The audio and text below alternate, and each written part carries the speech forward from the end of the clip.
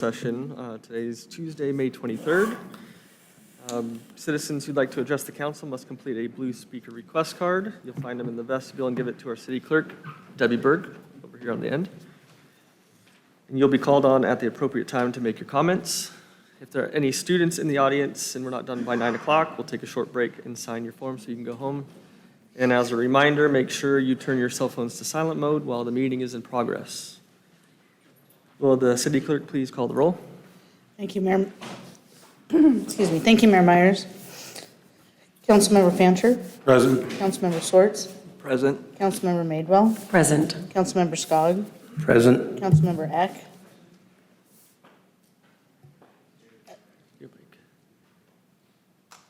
Are you present? Oh, I didn't hear you. Deputy Mayor Martinez Present. and Mayor Myers, all council are present. Thank you.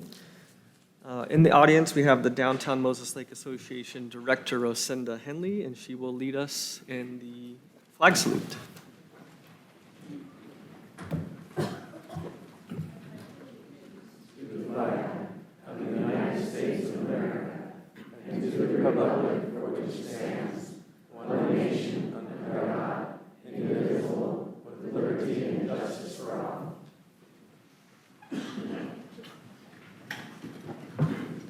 Thank you, Rosinda. There was an executive session added at the end of the meeting for 30 minutes that wasn't posted previously, so there's the amendment added to the agenda. And there will be a vote to authorize the contract for our interim city manager to follow that executive session. Does any council member wish to move a consent agenda item to a business item for individual discussion or vote, or make other modification to tonight's agenda?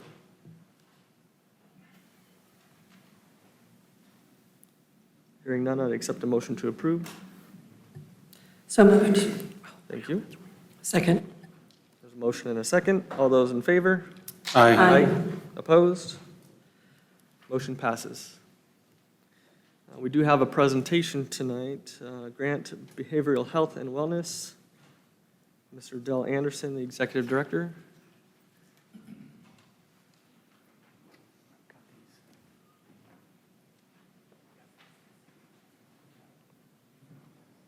Good evening.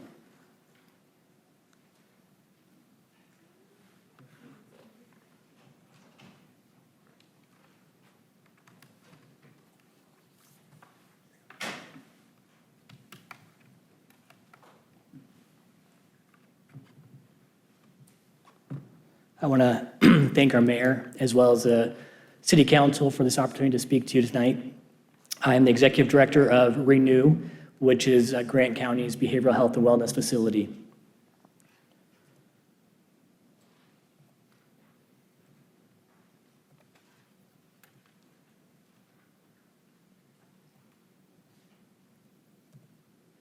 It's not wanting to let me in.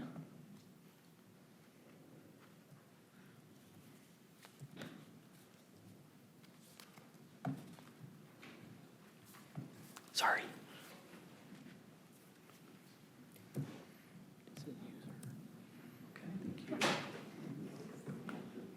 That was quick.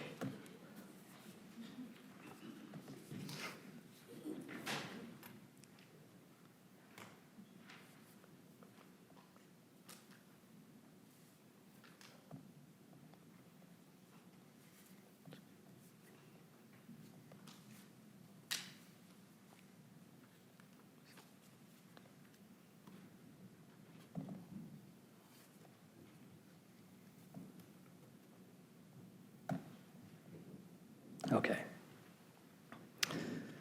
So about 2.5 years ago, we rebranded our organization. In a few slides, I'll talk about that we are formerly known as Grant Mental Health Care, Grant Integrated Services. And being new to the community, I had heard a lot about our facility, our services, client complaints, and realized that there needed to be a transformation of who we are and what we represent in the community.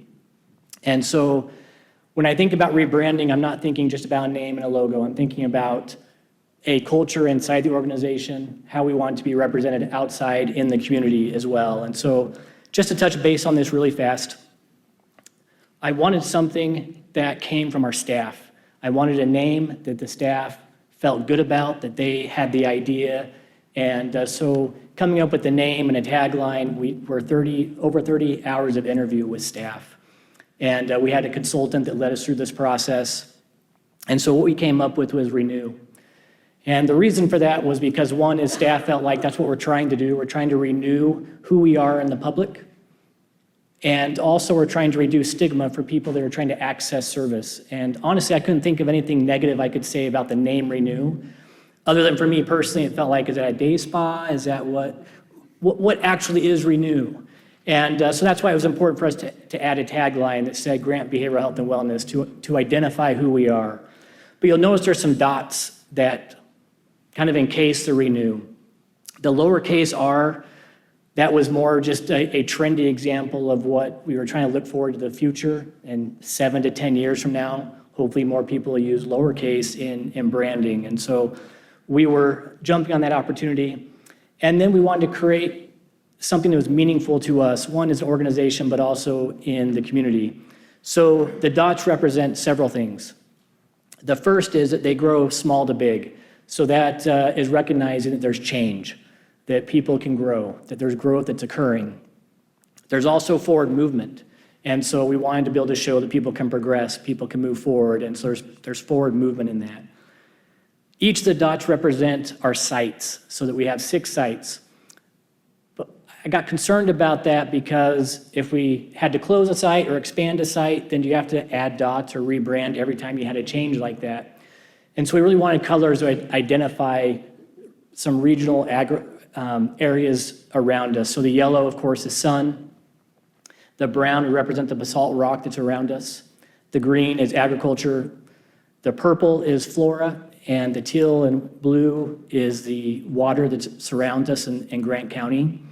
But also the purple and the blue are our former colors. So we wanted a way to really represent the past and all that's been accomplished here in this area and have the opportunity also to move forward.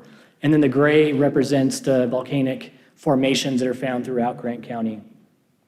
As a program, we are a county program, and so as the executive director of the program, I report directly to our Grant County Board of Commissioners.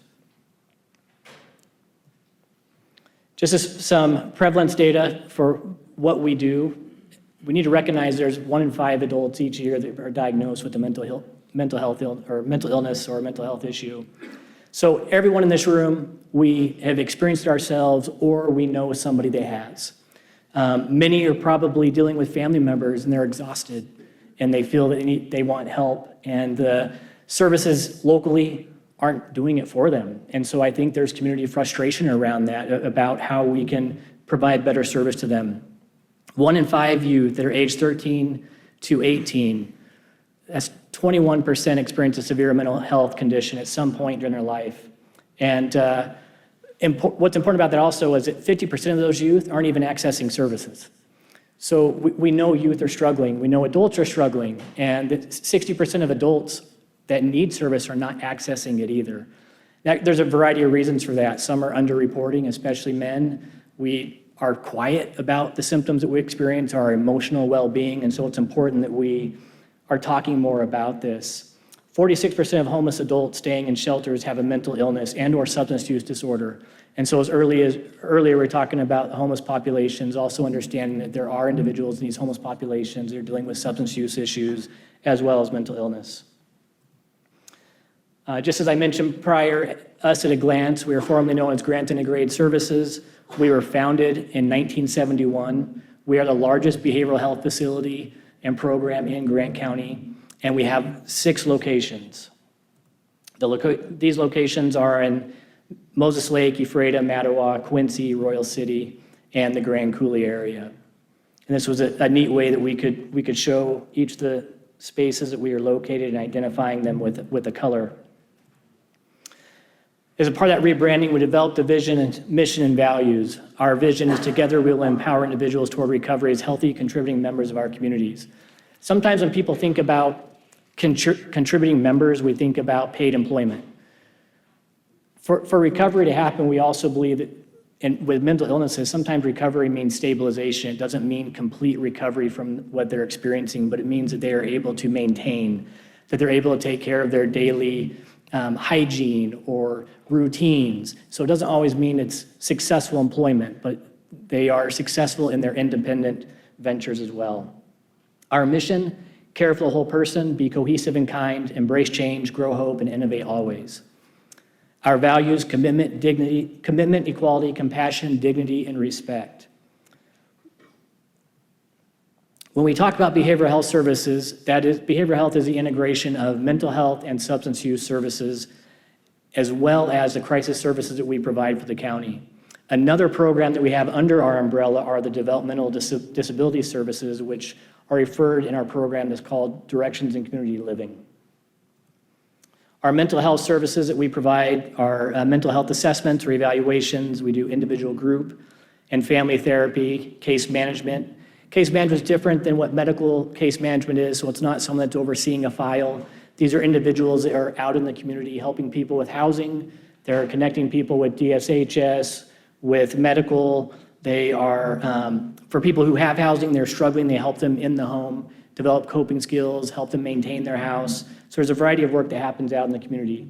We provide support groups, certified peer support, school mental health. That's unique to here, as well as we have mental health professionals that we have embedded in many of the schools. So we have a specific contract with Moses Lake School District. We provide psychiatric medication management, supportive employment, indoor housing. We have a wraparound service which is the most intensive outpatient service for children and youth. It's referred to as WISE. This program is specific for children and youth who have not been successful in traditional treatment for mental health, and they have at least one or two other service providers on. So that could be juvenile justice and mental health. It could be an IEP at school in mental health. It could be CPS in mental health. So these are individuals that need extra support and could potentially have an out-of-home placement, so we're trying to keep them in the home with that program. We also do mobile crisis response and crisis stabilization, and then we do Involuntary Treatment Act or ITA investigation. So this is where an individual in the community would be in crisis, and we have to do what we call detention and they are actually read rights. And so then that's when an individual would be mandated to go to a hospital for treatment. We provide substance use disorder treatment, so these are drug and alcohol evaluations. We also do drug and alcohol information schools, so that's referred to as ADIS. If someone has a DUI, they come through this drug and alcohol information school. We do individual counseling, group intensive services. For individuals that have what's referred to as IOP, intensive outpatient, that's 9 hours a week a group for substance use treatment. Harm reduction strategies, community-based prevention as a part of our substance use program. So there are individual coalitions in each of our communities, Moses Lake Community Coalition. So we are the fiscal agent for these coalitions, but the coalitions are responsible for their own programming, and then they go through our county process if there's any purchases or trainings they need to attend that we're able to help provide for them. Our crisis services, this is interesting because as part of the crisis services, it seems to be where we intersect with the community the most. And this is probably where the community struggles with us the most. And in Washington State, we're one of the states where a medical doctor can recommend a hospitalization for somebody, but then someone with not a medical degree or a lower level degree can say, no, they're not going to go to the hospital, they're going to go home. And so I call that just an inherent conflict that we have, that it makes it very difficult because these doctors will want something done, and then we do the assessment, and they end up going home. And where that has provided some heartache, I think, is people in the community felt like, well, we're told just to go home. What now? And so the way we've tried to work on that these last couple of years is that we're doing 7-day follow-ups to 30-day follow-ups and trying to stay engaged with families as they've come through that crisis system. And we've also developed a mobile crisis team, which is a youth mobile crisis team for anyone under the age of 18. Some other heartache that people experience with crisis services is that for our 4-county region, for Okanagan, Grant, and Chelan and Douglas counties, we have a triage call line, so it's a 1-800 number, that everybody goes to the same line and they get an initial triage and then it's transferred. And so that can frustrate people as they're trying to navigate a system to go from one call to the other call to start the conversation over and what they're experiencing over. But it's our region's program and how that they want that to work. With the 988 number that is also rolled out nationwide, that added another layer. So people that call 988, they'll go directly to that connection line, and then the third person would be us. So it does cause, there's time involved in that, and that does cause some heartache in the community from what I'm hearing from community members. I already had mentioned the wraparound services and what we do there. In 2022, we provided 59,414 services to 4,421 individuals.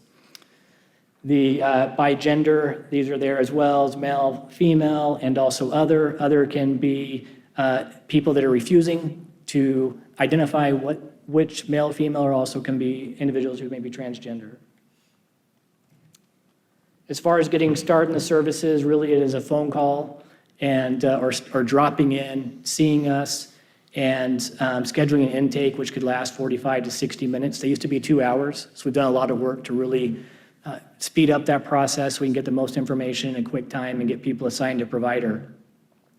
Down here on the bottom, you see we serve the Medicaid population, private pay, and most insurances are accepted. So I wanted to touch base on that because one of the struggles that we have as a service provider that's a licensed community behavioral health provider is that our priority population is Apple Health. So that's our Medicaid plans that are here in the area. And so we have Coordinated Care, Amerigroup, Molina, Community Health Plan of Washington. We also have a United contract because we have United individuals that live in the area. And so what's important to understand about that is that we have an obligation to the state for these individuals that are on these plans as a priority, so we have to get them in quickly. What happens is that people who are self-pay, private pay, insurance, sometimes they get pushed out or on a wait list because we have to get others in to have these other plans. You'll notice around the community it's very difficult if you are self-pay, private pay, have insurance. It's hard to find anybody to get this kind of service in the community. And so I'm working with our county commissioners and our HR departments to take a look at wages so that we can begin to attract people, that we can be comparable and at least in our local market, so we can keep the licensed providers in our program to start serving more of the individuals that have their self-pay and the private pay populations. Another area of heartache for us was that back in 2018, we received funds for a capital project to convert an old facility into a crisis stabilization facility, which was a 10-bed unit. So when I joined, the project was about 80% done, and I was asked to complete the project. And I came through on completing the project, but what I readily saw was that due to the rates that we were receiving on what it was and to provide 24-hour psychiatric care, the cost to operate the facility, we would have been bankrupt after the second year. And that was a real struggle for us to move forward, and it was a tough call to say, you know what, we can't open these beds. We can't put the county in this type of situation for us to not be able to be financially sustainable. That discussion's not over. It's always a discussion about how can we bring that service, because it's a huge gap in our community. We have to send people to Spokane, Seattle, Wenatchee areas for care that is crisis stabilization, detox, or substance use residential centers. And so that's really caused what I'll say heartache and is a major pain point in our community, because those needs are there, but the rates and being able to operate it those rates are going to have to come up. And so we're advocating for that and working with the state for that. So right now, the services that are provided there, we have our crisis team stationed there, we have our mobile youth crisis team stationed there, our prevention team stationed there, and our intake team stationed there. So kind of the rumors in the community are that, well, they didn't use the money for its intended purpose, now they just have office space. We are still providing a crisis service that's there, it's just that we did not open the beds to the public because of the cost of running them. That's really all I wanted to cover this evening, but thank you again for the opportunity to be here, and I wanted to open it up as we have time for any questions that the council may have. Deputy Mayor Martinez. Would a facility be eligible for like a critical access license or whatever? I work at Othello Community Hospital, so Yeah. we're a critical access hospital. We get paid a little bit more money to take care of the Yes. clientele that we have. Yes. So has that been discussed where, That I has mean, not- because we've that got a has not desert. been- So that has not been discussed locally. Okay. My understanding with critical access, you have to have an ER or emergency room attached. So we are definitely open to discussions on what that could look like, especially as there's new hospitals in our county that they do provide 24-hour care, but we have not had those discussions with any of the hospital systems. Thank you.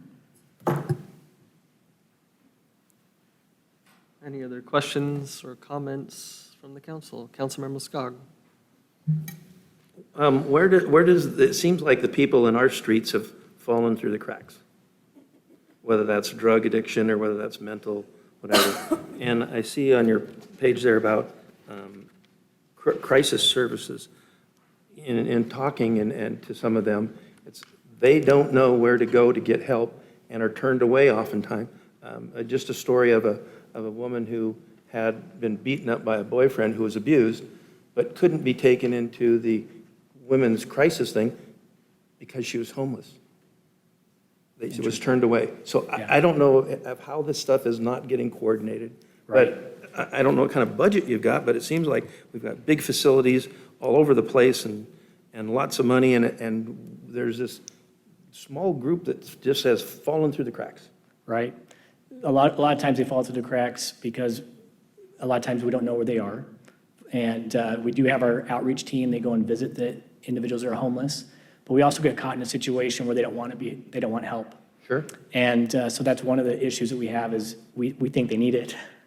And when we want them in services, but they don't want it, we are trying to get out to them. And so they have brochures and pamphlets, hygiene kits. We're visiting them, we're out there with them. We have health navigators also, so we're trying to connect them with an insurance plan. Our commissioners have also approved for $50,000 a year to go towards individuals to receive services for the next 3 years that would provide services for the uninsured. So that'd be a way the homeless individuals could connect with us and provide that service. There's not a quick answer, or I think as a community, we feel, as community members and living here, frustrated with the situation and know there's individuals that need help. And you're right, they're falling through the cracks. Can they walk up to your building and knock on the door? They do, They do? Yeah. Okay. yeah. Anybody else? Thank you for your presentation. Thank you.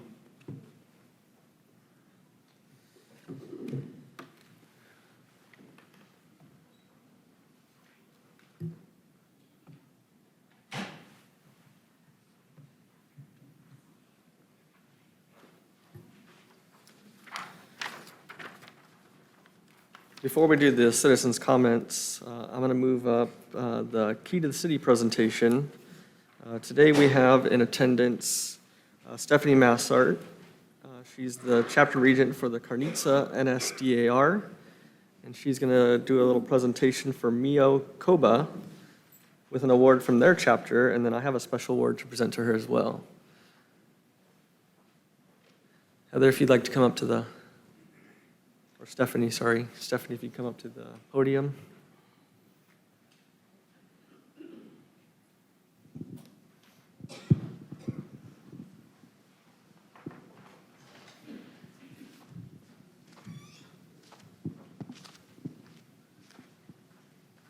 You can even talk into the podium, I run this mic. Okay.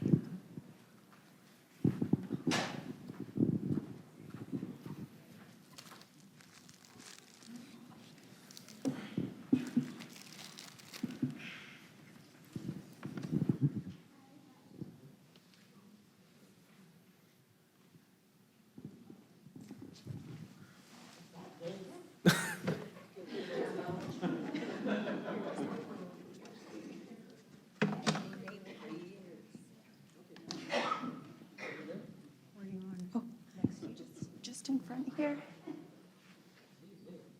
don't know where I'm going. Where are we going? I don't know. How about right here? And all these people are, oh my goodness. Thank you all for being here.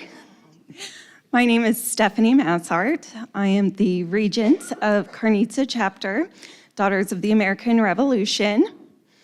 And I'd like to thank the City Council and the City Manager for allowing us this time to give an award and present Mio Koba. Our organization each March has an award for women in American history. This award acknowledges women past and present. And this year, our nominee was Mio Koba. And I have a certificate here. Here you go, Mio. Oh, thank you. As well as a medal to go along with it.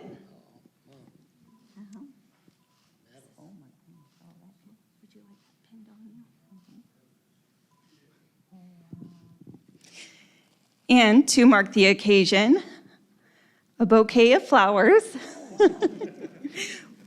Do I deserve all this? Oh, yes, you do.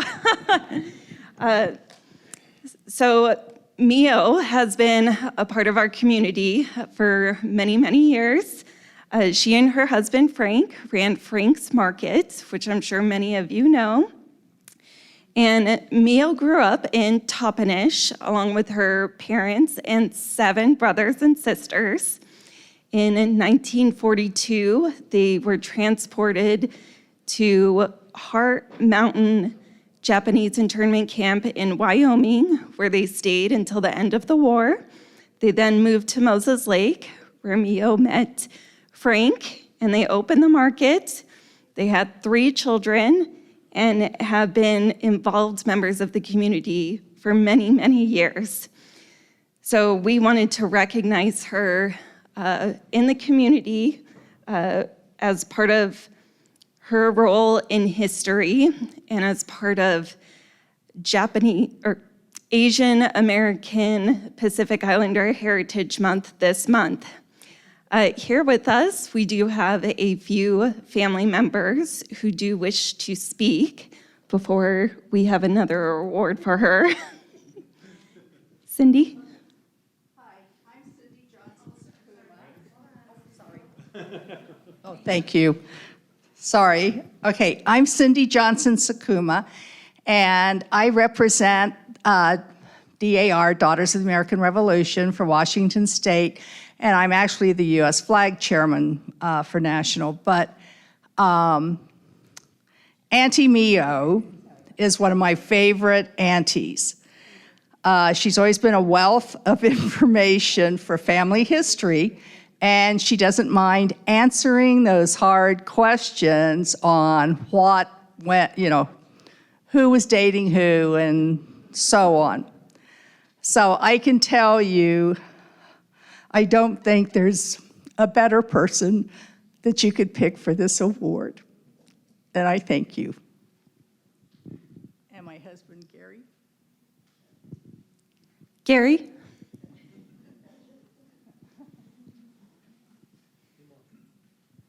I'm what you call a Hodar. She followed me around in my Air Force career for 21 years and in United Airlines, so now I'm following her around the DAR. And so Auntie Mio, of course, is my aunt, and fortunately I got to know her really well because I went to Washington State. Even though I lived over in Bainbridge Island, I always had to come through here and visit her, going to Pullman. And so a lot of fond memories of this. And of course, with her children, because we were playmates, so to speak. So, I'm the commander of the American Legion on Bainbridge Island also. And so, we have a pillar in our American Legion. One of the pillars is community and service and youth. And so, Auntie Mio and, of course, late Uncle Frank were instrumental in Moses Lake with all those programs. And if you didn't know that, he was there at all the games, football games, et cetera, here. And unfortunately, he passed away. And but Auntie Mio has carried on their tradition, and so of course I had to come over and be here, and so we wish her well. And she didn't tell her how old she is, but we know how old she is. Are you going to say something? No? Thank you. And Mr. Mayor? A special award, as far as I know, this is the first of its kind.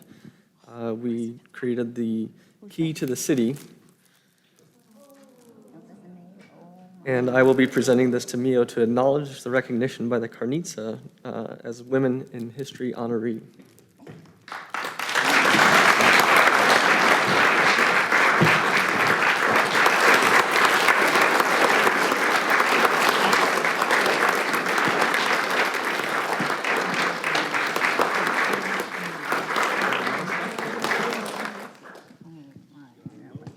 Oh, wow. Thank you. Thank you, everybody.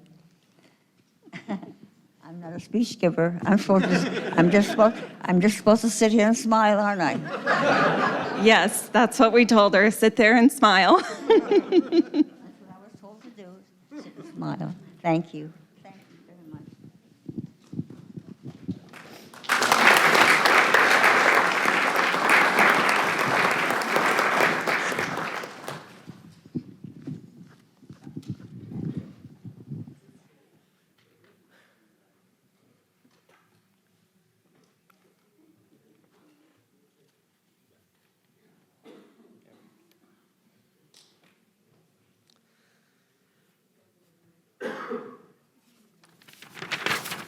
So we'll go back to the citizens' communications.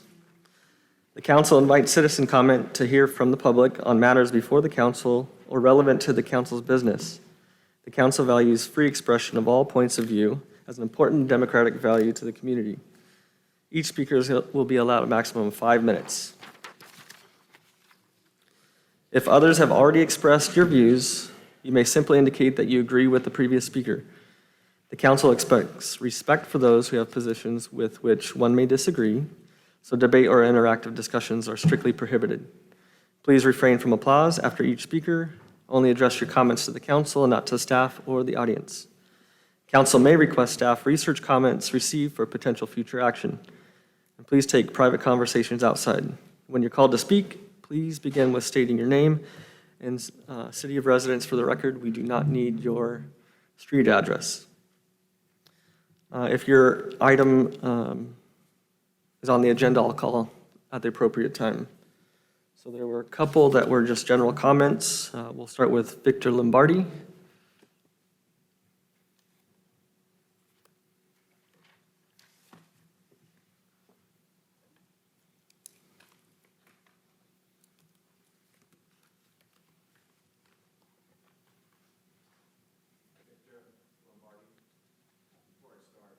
Want to say that I used to be a Japanese consultant, and so when I see this proud family, I say, "Handore, tomarigato, meio," which means thank you very much, great honor.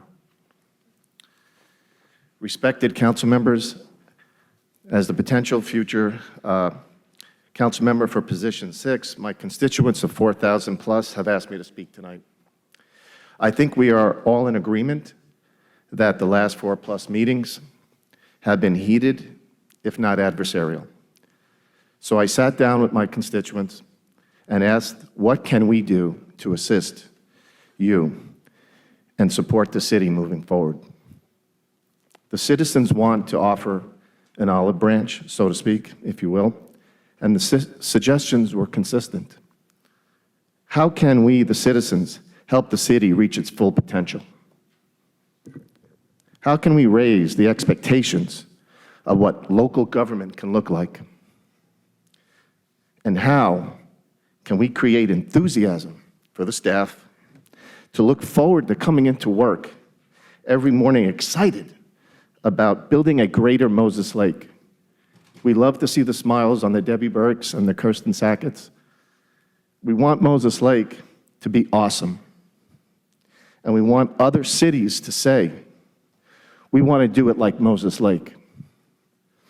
And we now have empirical data that the previous cookie cutter approach that all cities are the same doesn't really work. That all cities are unique. That all cities are special, and you saw it right now. And I can assure you that Moses Lake is special.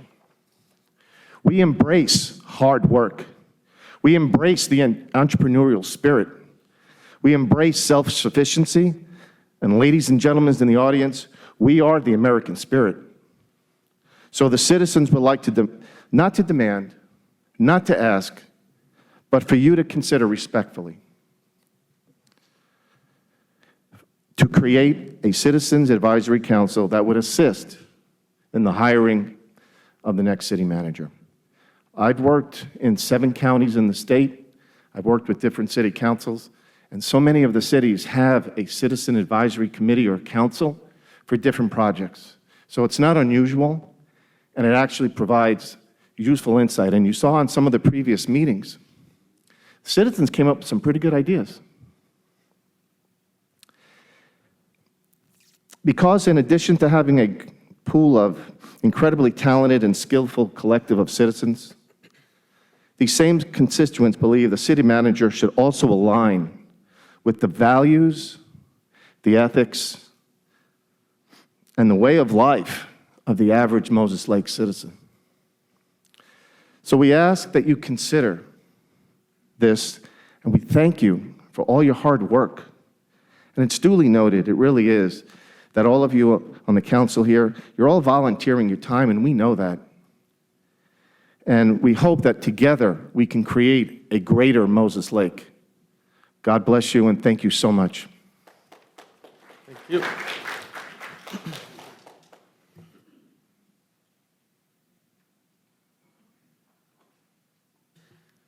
So I'd just like to address the comment really quick. The last time we hired our city manager, we did have citizens on that panel, didn't we? So I'm assuming the council would love to have that interaction and involvement as well from the citizens when we get to that point, so we appreciate the comments. Up next is Alicia DeLuigi.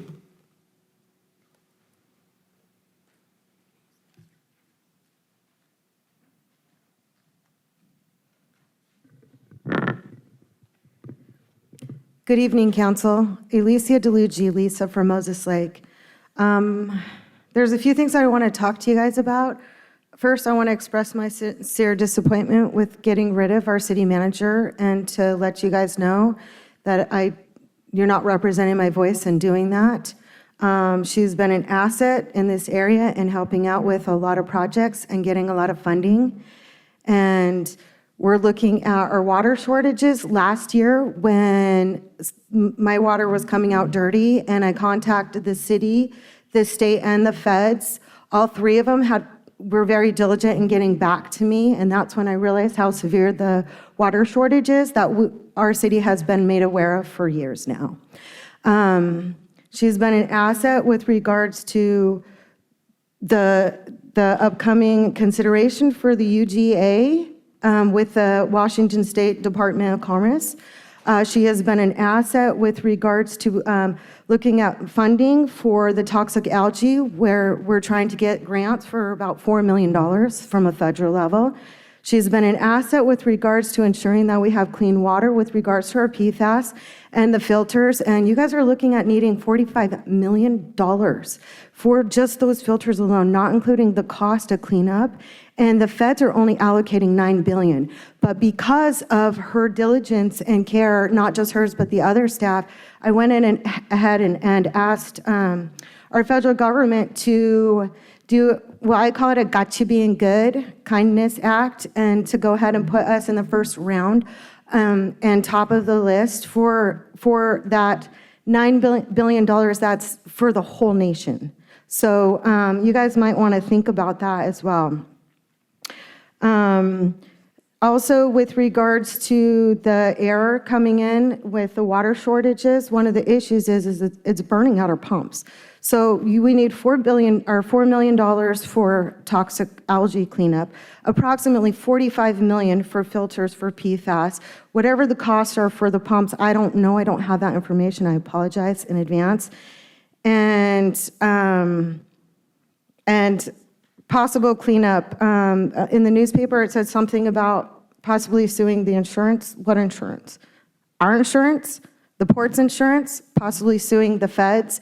Okay, let me explain to you. If we sue the feds, what's going to happen when we ask them for money, they're going to laugh in our face and we're going to be put on the bottom of the list, because that's just the reality of how things happen. But we need the money, we need the stuff. Allison is an asset for that. I don't agree with what you guys did. I don't know all of your reasons and rationales, nor do I care, because I know what she's done, and she's done Wonder Woman work here. With regards to the homeless, one thing that I've done is that when I'm out doing my evangelism and deliverance, in talking to these people that are hurt, I look at them like they're baby birds that are hurt. Are we going to kick them, or are we going to nurture them back to health? They're sick, they're not healthy, and I guess I'm a compassionate person. But what I've told them, I don't agree with the crimes that are happening. I don't agree with the junk that's occurring. I don't agree with any of that whatsoever. We need to keep pushing forward in solutions. There needs to be that balance.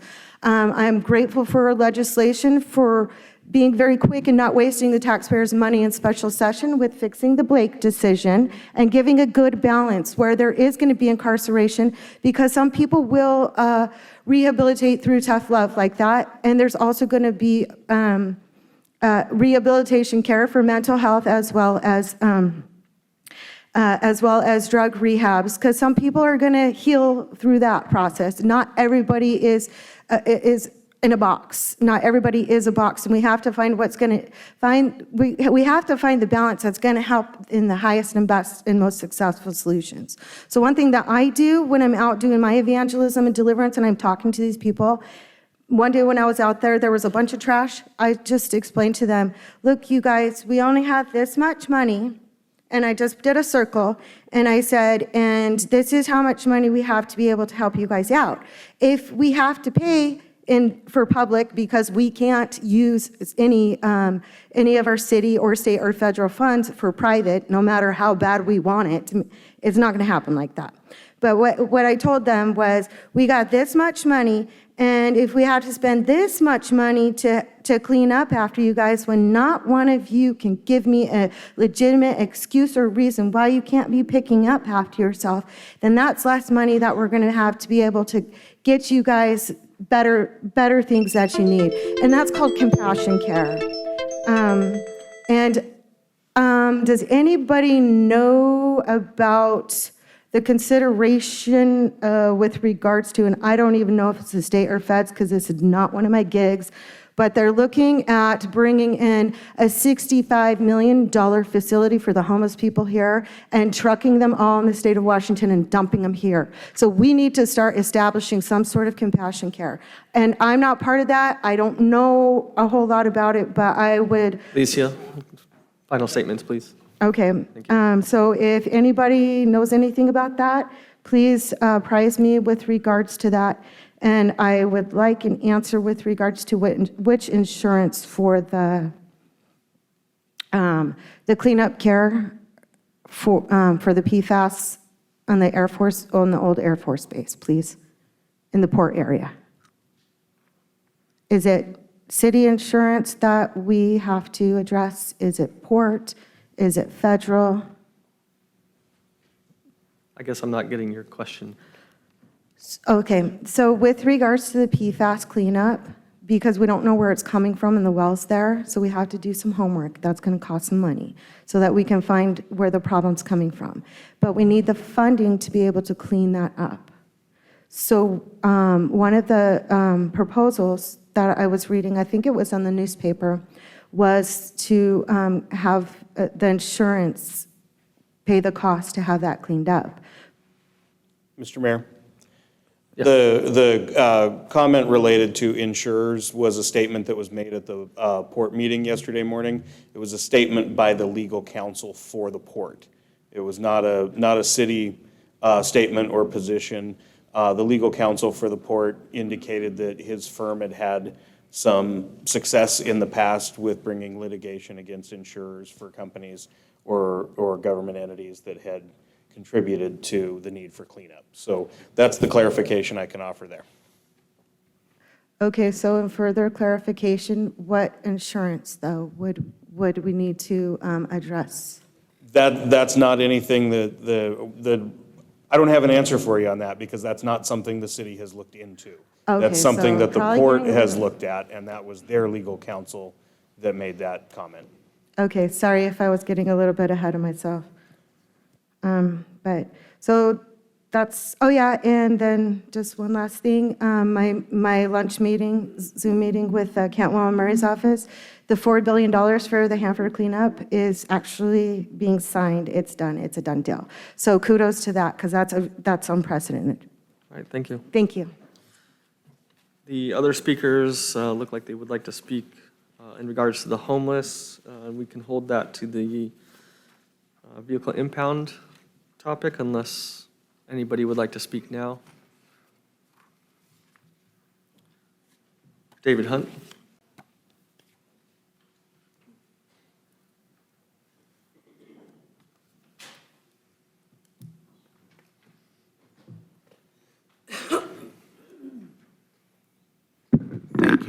Thank you, Mr. Mayor. David Hunt, Mose Lake. I have a few questions. I'm really confused on code enforcement, and Councilmember Skog brought it up. The city thought, according to the statements from your city, that they thought that was city property on Central Drive, okay? So is the city stating that I can bring all my trash and dump it here in the front yard and nothing happens to me? Because that's basically what you guys are saying. You couldn't do anything because it's not your property. I find it ludicrous at best that the city wanted to hide behind that. They knew it was Mr. Ted Yo's property, and they've left it there for over a year.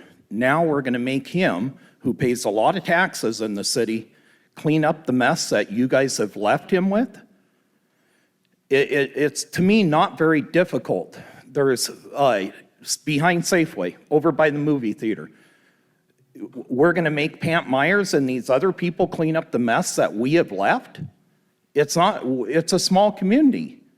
Why can't the code enforcement simply call them and say, we need a letter that no trespassing on your property and enforce the law? But nothing's getting enforced. And that's why we have this epidemic and this problem. And I hear a lot that, everybody's doing all this, but I've never heard anybody give any names of the people they're talking to, because I've been out talking to them. And the reason they're here, and the reason they're doing drugs and selling drugs out of the motel right behind the city council building all night long, having prostitutes go in and out, because nothing's happening to them. So they don't care. They're coming here from Wenatchee, other areas, because they know nothing will be enforced in Moses Lake. It's become such a joke that I sent several of the council members, and I talked to you today, a video of where they're moving from Central Drive and going over in front of Smulligan's. And the video I sent you, I don't want it public because there is minor children in there, are afraid to walk by these campers. What is the city council gonna do when somebody's child gets abducted into one of these campers or gets bit by a dog? You're allowing this problem to continue day after day after day. And I appreciate all the work and all the council members' time right now, but we've had enough. Enough is enough. We need to enforce the laws that are on the books right now. I encourage you to vote on the ordinance. That's later. I don't have that number. Just follow the laws. If you need me to get a hold of all the property owners in Mose Lake and get a letter for you, I can do that, just like I did with Ted Yo. If that's what you need and our law enforcement needs to enforce the simple laws that are on the books right now, then let me know. I'm more than happy to do that. But this has to end. The other thing I'd like to talk about is when I was at the sleep center on Saturday, trying to help the lady get in that Mr. Skog talked about, the other thing that came to my attention is we have several, 3 to 4 elderly people there that are not, they're homeless, but they're not on the streets, they're not pushing a shopping cart, they drive there every night. And it truly broke my heart that we as a city, we as citizens, and we as society have failed these people. You guys have plenty of ARPA money. Why are they not putting them up in the motel that you guys are paying for? Why are we not doing match rent and helping them? We have elderly people who are U.S. citizens who've worked their whole life, and for whatever reason, they can't afford rent right now, and they're at the sleep center. That has to change. The county has money, the city has to change. And the one thing that keeps coming over and over, nobody's dealing with it. Nobody's out talking to these people and understanding what the true problem is. So I encourage the council to enforce the ordinances. Hopefully tomorrow, I know the police department's gonna remove them. They have the blocks over there, and then maybe you can open the restrooms. I know it's been a long month. I personally want to thank all the council members for all your time. They've always taken my call, and I appreciate everything you're doing. Thank you. Thank you. Any other citizens like to comment now, or we can hold your comments until we get to the ordinance? Andrew Copen.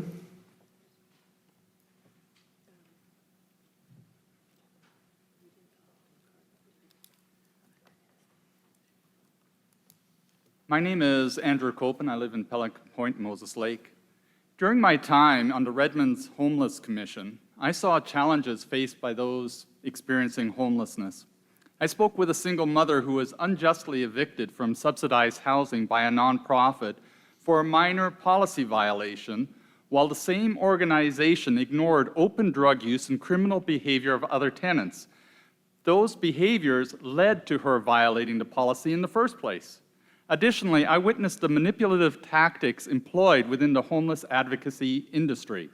Nonprofit leaders who usually dress very well outside meetings would attend meetings dressed like homeless individuals, and then after making emotional pleas for more funding and defending illegal behaviors, left the meetings in their luxury cars. Many public servants also prioritize gains of power and money over helping the homeless. For instance, the former CEO of King County Regional Homeless Authority proudly proclaimed that the agency expanded from a single person to over 100 employees in just 2 years, despite only providing a pathway for around 200 people to live indoors. The CEO's salary exceeded $240,000 per year, plus benefits. No employee earned less than $80,000, and the top 30 received over $100,000 annually plus benefits. Even in Moses Lake, we just wasted $62,000 on a futile, error-ridden study. While this amount may seem insignificant to affluent Seattle consultants, they can't even buy a luxury car for that amount, it could have profoundly impacted lives here in Moses Lake. With that sum, we could have assisted 12 or more families positively securing decent housing, or facilitating the enrollment of 3, maybe even 4 individuals in a 30-day in-house drug treatment program. In light of these issues that just transpired in the city, it is crucial for council to realign its priorities. First, we must prioritize our community and the well-being of children over enabling illegal behaviors. Second, the profit-seeking or power motives of certain nonprofits and some of our public servants must not take precedence over the needs of the homeless. When nonprofits and public servants want funding, I implore you to adopt the principles of prove all things, hold fast to what is true. While there are undoubtedly compassionate organizations and individuals, it has become evident that many do not generally prioritize the well-beings of our community, our children, or even the homeless whom they say they want to help. I recognize the challenges you face in the roles and and that you need wisdom in decision-making. True wisdom can be attained by actively listening to the voices and concerns of the community. Together, let us strive to make a genuine and positive impact for the homeless, but more importantly, let us make positive impacts for our community and our children. Thank you. Thank you. Taylor Peterson, if you'd like to speak now. Yes, Taylor Peterson.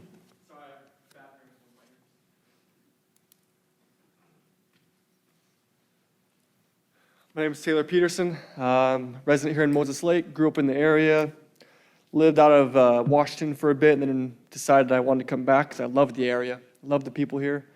Everyone's always so nice. Lived in Vegas for 2 years, I wanted to go back to an area that cared about its citizens more and more people cared about each other, and that's why I moved my family here. The reason I'm here in a meeting tonight, like I have been other nights and I've talked, is because I care. I don't have an ulterior motive other than I want what's best for Moses Lake, what's best for my family and my kids growing up, because I want them to grow up here. I want them to go to school here, and I want them to have friends and family here. With Moses Lake growing, big businesses coming in, small businesses coming in, it's small decisions like these with the homeless people that are going to shape Moses Lake into what it's going to become. Whether it's going to become a trash city with a bunch of homeless people running around, running the streets, controlling the streets, where citizens can't go to parks. My wife won't go to the baseball park or the softball park because there's homeless dogs running around there and homeless people chasing them down. We waited in my car for 20 minutes and finally they wandered off and we were able to go. But, finding needles, it's tough to go to the parks. And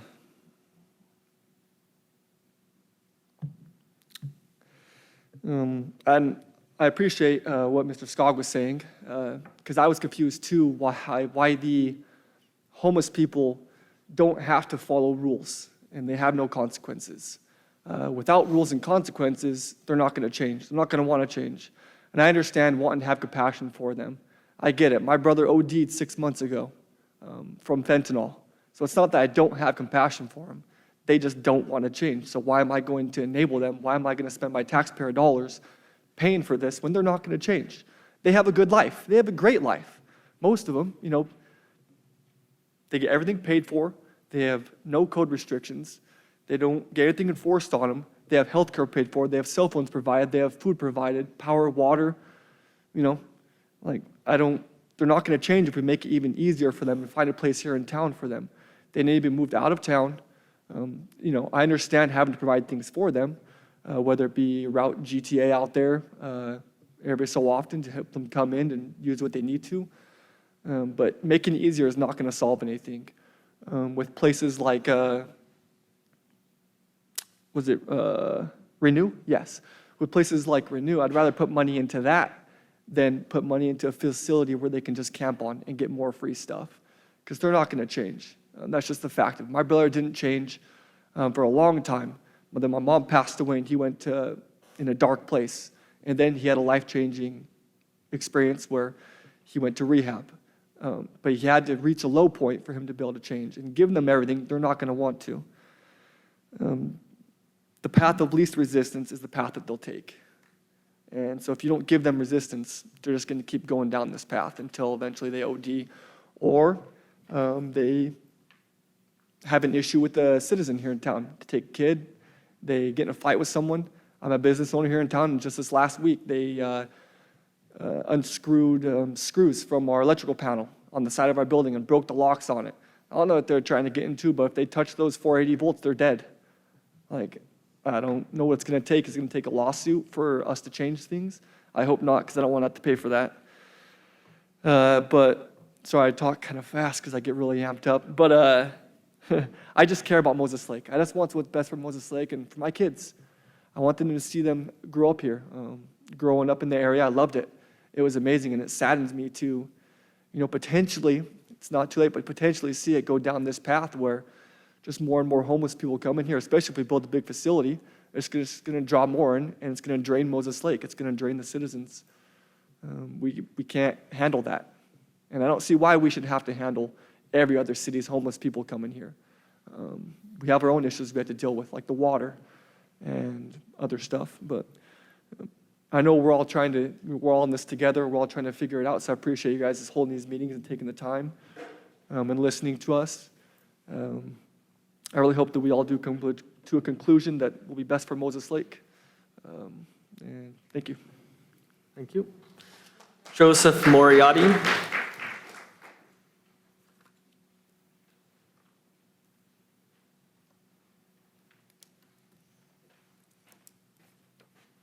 Thank you again for your sacrifice and your service. Joseph Moriarty from Moses Lake.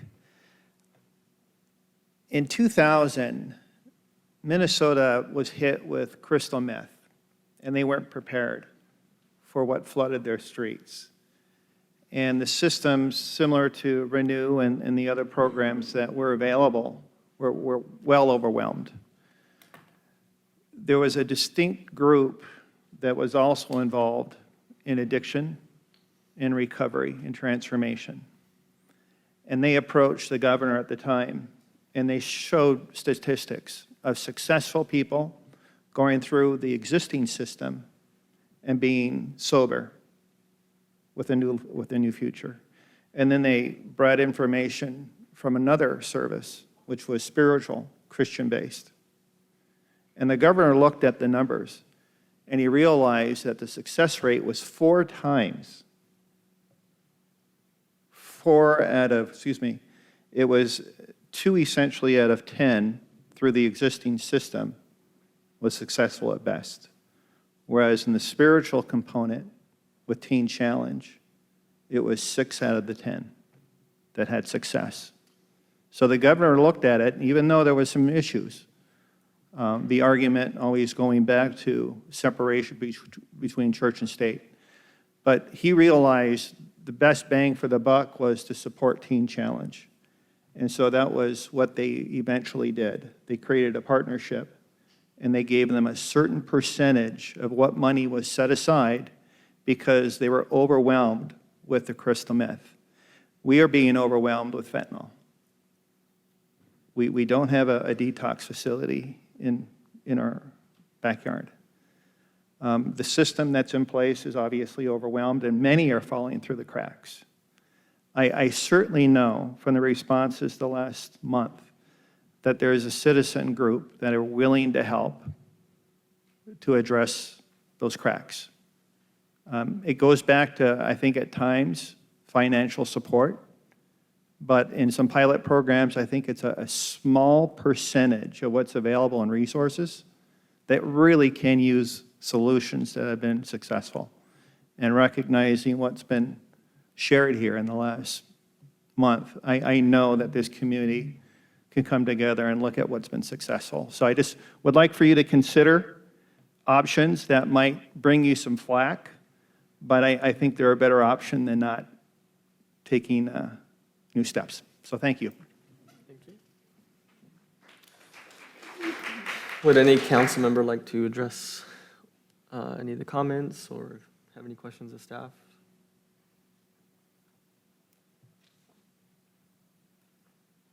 Councilmember Fancher?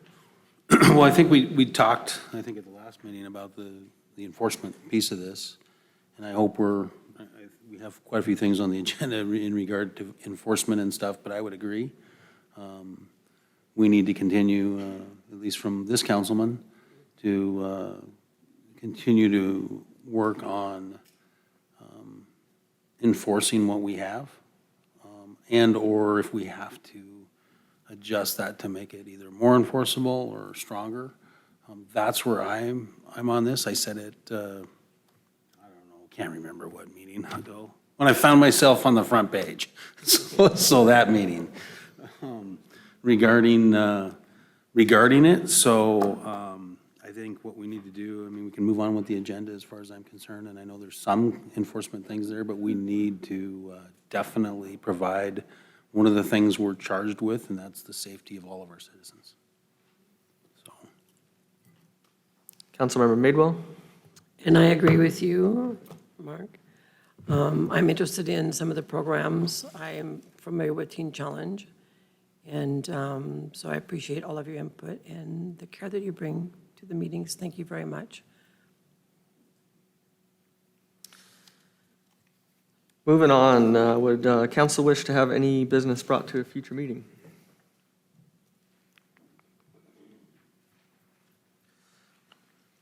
Okay, the city manager, do you have a report to give? No report. Okay, thank you. We will have a public hearing. First, we'll have a presentation for miscellaneous code amendments, ordinance 3025 by Kirsten Sackett. All right, good evening, Mayor, Council. Appreciate your time tonight. What we have before you tonight is a series of miscellaneous code amendments. Let's see if we can get it on. From time to time, as we're processing applications and we're looking at the code, we find places where we might want to make some corrections or streamline the process. We are currently doing a complete overhaul of the code as we speak. We anticipate adoption, well, we anticipate the draft being completed by the end of the year, and then we want to make sure we have appropriate public outreach with that. But tonight are some miscellaneous ones that we've been looking at. The Planning Commission held a workshop back in June of last year, talked through the changes, gave the go-ahead to move forward with them. And then we have to, whenever we change the code, we're required to do a SEPA, and we're also required to send it to the Department of Commerce for their review. And then we had a public hearing with the Planning Commission in December where they reviewed these proposed code amendments and recommended moving forward with them and forwarding them to the council. We had some staffing shortages for a while, which is why they were held up for a couple months, but we want to bring them for you today. And we've got several different titles of the code that we're proposing changes for. The first title is Title 16 for Buildings and Construction. And I was actually going to ask our building official to speak to a few of those. And if he's ready to get up and talk to them. I'm going to talk to the one regarding the building permits that we issue. But really, we want to make sure that we're in compliance with the state building code. And I'll just let him speak to that a little bit. And then I'll show you the sections of code that we're changing on the screen above. Mr. Mayor and Council, I didn't hear everything that I was set up for here, so I assume that it's to talk about some of the changes in the state building code. So we're going through a code cycle right now. We're going to be moving into the 2021 family of codes. They're adopted by the state, handed to us, go forth and enforce. One of the areas that we're able to make some changes to is when we adopt the appendices. What's happened in this upcoming code cycle is they've renumbered some of the appendices in the residential codes. So if we don't move ahead with making the changes now, we'll have two sets of codes we'll have to deal with. We'll deal with the codes that come forward in July, and then have to continue on with the 15 and the 18 codes with the appendices. So the portions that I had wrote in this deals with, to me, they're minor, where they change the numbers for the appendix for patio covers. We've added tiny homes. Tiny homes are going to come sometime or another. We'd like to get ahead of it and have some codes that are recognized that we can administer to that. In the state plumbing code, not entirely certain where the state thought that they could take out everything that deals with building sewers, that part of the sewer that goes from the building to the property line. They just chose not to adopt it at all. So it's kind of a no person's land there now. We can get it out of the house, we can get it at the street, but how do you get it from the house to the street? So what I've asked is to reintroduce Chapter 7, Part 2 of the plumbing code, so we have a standard that we can apply and have a code to back that up. One of the other changes is we had adopted in the past the appendices that deals with swimming pools and spas.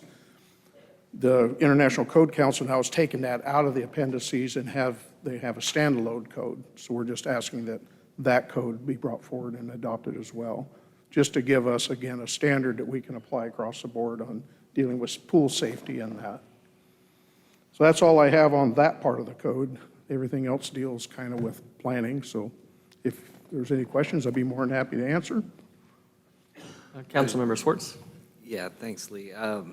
One question I had is regarding the plumbing that you're bringing up. I think I understand. It's pretty straightforward, but do we know what the reasoning was for just ignoring that? Was it an oversight purely? And do you know by chance what other municipalities have done in response to that? So talking with some of the peers about what they've done, they just make the call. There's nothing that they could back it up with. They could just say, well, you got to get it from here to here, so use the right size pipe and go forth and plumb. The reason that the state took it out, I have talked with folks at the State Building Code Council. Nobody has an answer. Why did they take it out? One of the theories was because most municipalities have their development code, maybe the municipality's development code would get it up to the house. But those codes are development codes we have here, or some communities use what's known as the Orange Book, ends at the property line.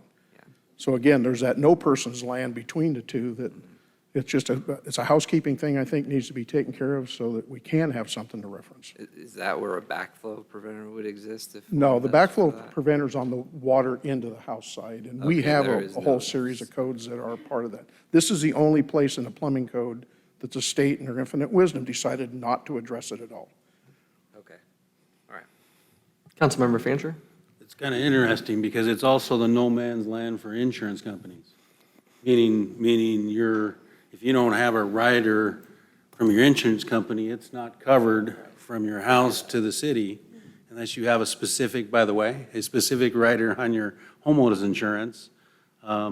It's not covered. That's what's just kind of weird. It's not that weird, is it? Well, it is a little bit because it's on your property, but it's not covered by your insurance policy unless you have a specific rider for it.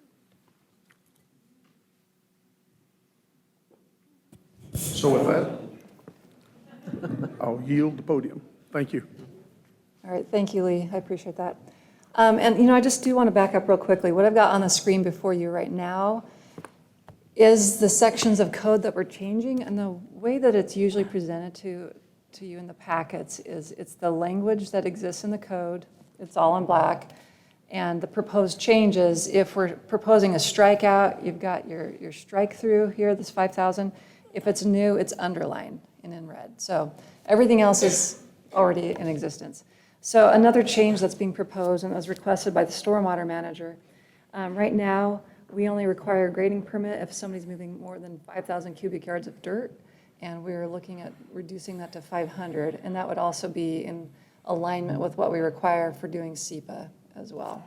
So that's one of the changes there.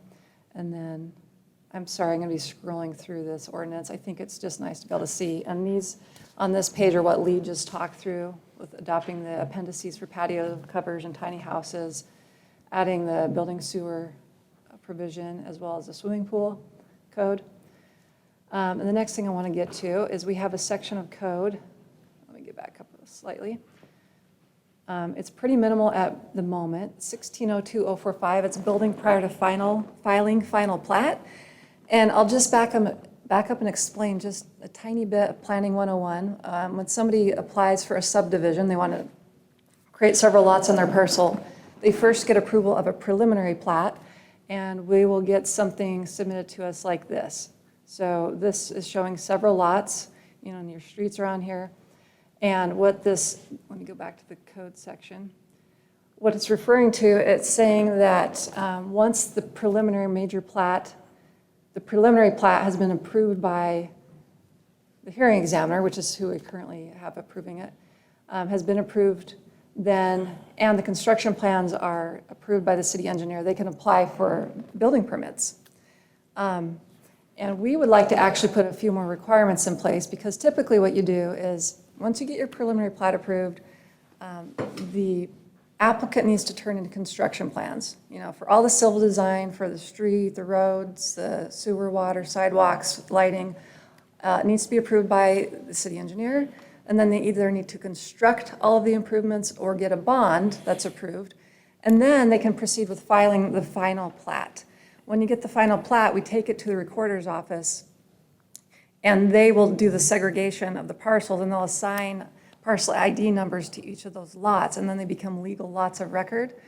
If we're allowing people to pull several building permits before the legal segregation has happened, it gets a little more challenging. And I even got a call from the assessor's office last year saying that if they don't catch those segregation, we lose out on all the new construction sales tax dollars. So we just want to make sure that we're doing things in the proper order. And that's common in most other jurisdictions to do it that way. So what we've got in here is, this had never been changed. The preliminary major plat is approved by the hearing examiner now. If there's a planned unit development district, it'll come to you. But what we're proposing is all of this in red. Let me get back to my arrow, my down screen. So in addition to the construction plans being approved by the city engineer, we're adding C through the following.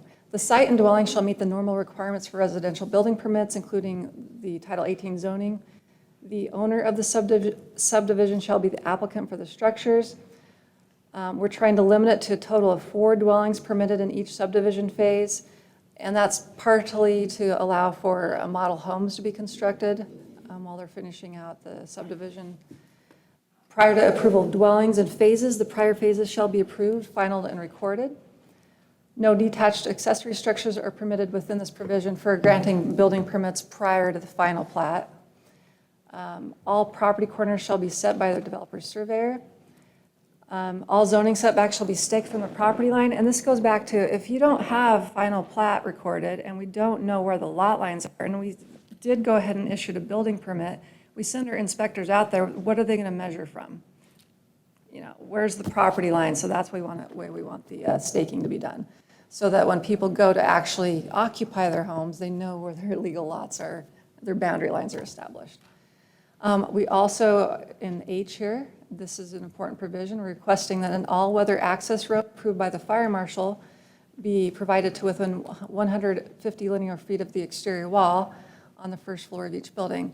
It's really challenging to have a building permit for the back end of a property. And I did pull up, I keep losing my mouse. I'm just going to show you, for instance, this is just an aerial photo in the city limits. You got a street here, and you got 2 large lots. Let's just say somebody like turned in a subdivision and they're going to put 50 lots in there. Well, probably not 50, more like maybe 12. And they wanted to put lots all the way to back here. We definitely need a road that will get you back here that the fire truck can get back to. That's why we need the all-weather road included in there. Going to J, fire hydrant shall be installed, approved, and accepted before any combustible material other than foundation forms is delivered to the site. K, prior to final plat or final short plat approval, the subdivider shall submit supplemental documentation of the dwellings and any appurtenant accessory structures were constructed within the boundaries of the proposed lots, and said structures comply with all applicable development and dimensional standards. And that finally, there shall be no sale of dwellings prior to recording the final plat, that it would be problematic to try to sell the lot when the lot does not legally exist. And that can be challenging for folks that are in a hurry to get into their home. And final change to this is that no dwelling shall be inhabited as a residence prior to recording of the final plat or short plat and issuance of a certificate of occupancy. Now, the CO is given after the building inspector's been in there and said it's built to code, and we want to make sure that the life, safety, health requirements are met, and it's a habitable space for people to live in. And we do have a statement, 1 model dwelling may be used as a temporary marketing center or office after final inspection and issuance of a temporary certificate of occupancy. Other dwellings may be furnished and decorated to show the general public after final inspection and issuance of a temporary certificate of occupancy. So that was the major change to Title 16 that is being proposed. And then we've already gone through everything else Lee presented, and I'm going to do a little bit of scrolling. There's some minor edits in here, just changing reference numbers, 10 to 11. That's nothing substantive. Making sure we're referring to the correct sections of the IBC. Right here, I don't know if Lee wants to get up. Section 116 of the IBC is not adopted. And then I'm going to get to the next title here. This is just, we have to include everything that's within the code section that we're revising. So everything in black, we're leaving it alone. It's already in existence. So my apologies till we get to the next title. Oop, there we are. Okay. Went a little too far. Trying to make it as large as possible. In another effort to streamline and speed up the permitting process slightly, right now our code in Title 17 requires that our subdivisions are approved by the hearing examiner, but also the plat needs to be signed by the hearing examiner. And that means that once it's ready to go, and the developer's usually very eager, as I told you, they're like waiting to sell these final lots, these final plat lots. We have to take it to the hearing examiner in Wenatchee by driving it there. Sometimes we have to make an appointment for when they're available or mailing it to them. And we'd like to actually remove that step, and instead, we still have him approve it. We send him a report, and he signs off, but there's no reason that he would need to actually sign the plat itself. So we're going to just rely on the city manager, the city engineer. And so one of the changes is just to remove the requirement here with a strike through on the hearing examiner that he be a signator on the final plat. Same thing goes along here in section 17-15030, where this is providing you the exact language that goes on the plat. It's the signature blocks. We're just proposing that we remove the signature block for the hearing examiner and have it be the city manager signs on behalf of the city council. I don't know how come the mouse keeps hiding from me so easily. Should have brought a mouse. That's a minor little change. Thanks, Rich. I have to plug that in. Let's see. That will definitely be easier. I don't know if it's going to work though. Gotcha. Sorry. Just trying to make this slightly easier with the mouse.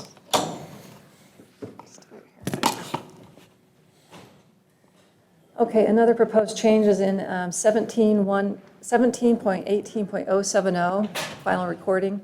Under binding site plan, we are just proposing that there be a one-year expiration for once you get approval, that if we don't get the documents and recorded within 1 year, it's expired. That's what we do for minor plats, and then there's 5 years for major subdivisions, and that's pretty standard in other jurisdictions across the state. Section 3, that's referring to Title 18, and Title 18 is our zoning. And we are proposing just a couple of changes in here. We have land use charts that we will refer to when people want to know if their use is allowed in certain zoning districts. So we're proposing 2 changes where we would amend the commercial zone to permit municipal facilities owned by the city. And that would include emergency services buildings in the C2 commercial zone through a conditional use permit. So when something's allowed through a conditional use permit, it needs to go before the hearing examiner and have to meet certain conditions. It allows you to analyze that specific site and look at the circumstances of that neighborhood. Another one is to allow in the industrial zones to permit mini storage buildings in heavy industrial as a permitted use. And that came as a result of some conversations with some property owners that actually have property where they would like to propose storage units, and the property really probably shouldn't be zoned heavy industrial. We'll be bringing that to you as an amendment to the comp plan itself to change the future land use, which would allow us in 2024 to change the zoning, but this is a quicker fix to that issue. The next title that we're looking to change is Title 20. That's the development review process. And we've got a few, well, we've got probably about 4 or 5 changes in here. When we get a notice, or when we get an application, we're required to send out a notice of application. And so this section is just stating everything we're supposed to put in the notice. Oh, goodness. Don't know what happened there. Okay. It's stating that we need to put the name of the applicant, the day, etc. We're actually proposing to remove 2 pieces of the notice, and there's a reason for that. The one is the date, time, place, and type of a public hearing that's been scheduled. We want to remove that because this is just the notice that we received an application. A lot of times we'll get the application, we have to review it for completeness, and we need to ask for corrections or changes to be made. So we send out a notice when a hearing is actually scheduled. So that information will be forthcoming, so there's no reason to put it and potentially confuse people and have it be inaccurate information. Also, we're going to remove from the notice that, hey, we got an application, a statement that the decision on the application will be made within 120 days of the date of the notice of completeness. Now, it's actually a stop clock on there. It's already a state requirement that we do finalize within 120 days, but if we've had to say, hey, your application's not complete, we need more information, we notify them, that stops the clock of the 120 days counting down. And so that's addressed elsewhere. There's no point in making that statement because it is also confusing to people if it's included in that first notice. We'll include it at the appropriate time. But we do want to have, this is a separate piece, so we moved on for what needs to go in the notice of application. B up here, time frame for issuance of notice of application is outlined. And then we'd like to add C, mailing notice. We'd actually like to let the property owners in the neighborhood know at the time of an application that we've received one, so it gives them advance warning that, hey, the project's coming up. Because right now, they don't get a notice until it goes to hearing. So they've had less time to be aware of it and participate and comment on it in advance. And this will give them more time to participate in an effective manner. And the next change, I'll just scroll down through them. With the notice of public hearing, it's kind of odd to us. We have this requirement that we do it 15 days in advance. Everywhere else, it's 14 days. It's just a little bit easier to make sure with getting notices out to the public on time. 14 days is what we have for SEPA notification. So just changing it from 15 to 14, and then it saves a day for the applicant as well. There's also this old caveat that when we're doing the mailings for applications, here in red where it says, this last line we're proposing to eliminate, we would require the applicant to give us pre-stamped envelopes that were already addressed to the surrounding neighborhood. We do that with the GIS system now. It's so much easier. It pre-populates the address. We print out the envelopes just to make applicants' lives easier. And so this is just a holdover from decades past, to be honest. And then the content of notice requirements, we're removing the comment period dates, but it's actually addressed elsewhere, and that's the only reason why there. And then this change here, we're just saying the city shall issue a sworn certificate of mailing. It's not always the city clerk. Sometimes it's other staff members that do the affidavit that they are certifying we mailed out a notice. And then finally, the biggest change, well, not the biggest, the final change, and it's just a large section that we're proposing to delete, is we'd like to just remove the section about neighborhood meetings. I understand this was added maybe within the last few years. I think the intent was good, but it states in here that the purpose was to provide a forum for interested individuals to meet with an applicant to learn about a proposal early in the review process. So this is a requirement that an applicant host a neighborhood meeting. I shouldn't bring it up probably. I think this came up with Loves. I wasn't here at the time, so let's not talk about that because I wasn't here. But to allow the neighborhoods to talk about it before they go ahead and submit an application, spend all this money. And so we've been requiring it of applicants, but what happens is people get confused. They think it's the city's meeting, and then they don't comment at the legally appropriate time. And they're like, well, I already commented. And then they felt like their voice wasn't heard because they didn't show up to the city's hosted meeting before you guys or the hearing examiner or the planning commission versus the neighborhood meeting. And I think the intent was good, but we've just heard a lot of feedback that it's actually caused a little more angst for folks because they missed out on the opportunity to participate in a legal manner. And so we're proposing to just eliminate that section. So that is actually all of what we are proposing for amendments. We're calling them minor amendments now in anticipation of the entire code rewrite in the future. And the code does require that we hold the Planning Commission public hearing and they forward the recommendation to council. And tonight, this has been advertised as a public hearing. When I'm finished speaking, you'll be able to continue with your script. At the appropriate time, I'll be happy to answer any questions. And staff is recommending approval of this ordinance tonight. So that concludes my report until you have any questions for me. Thank you. Before I open the floor to the council for discussion, I will open the public hearing to call for public testimony. Is there any public here that would like to speak on the proposed changes?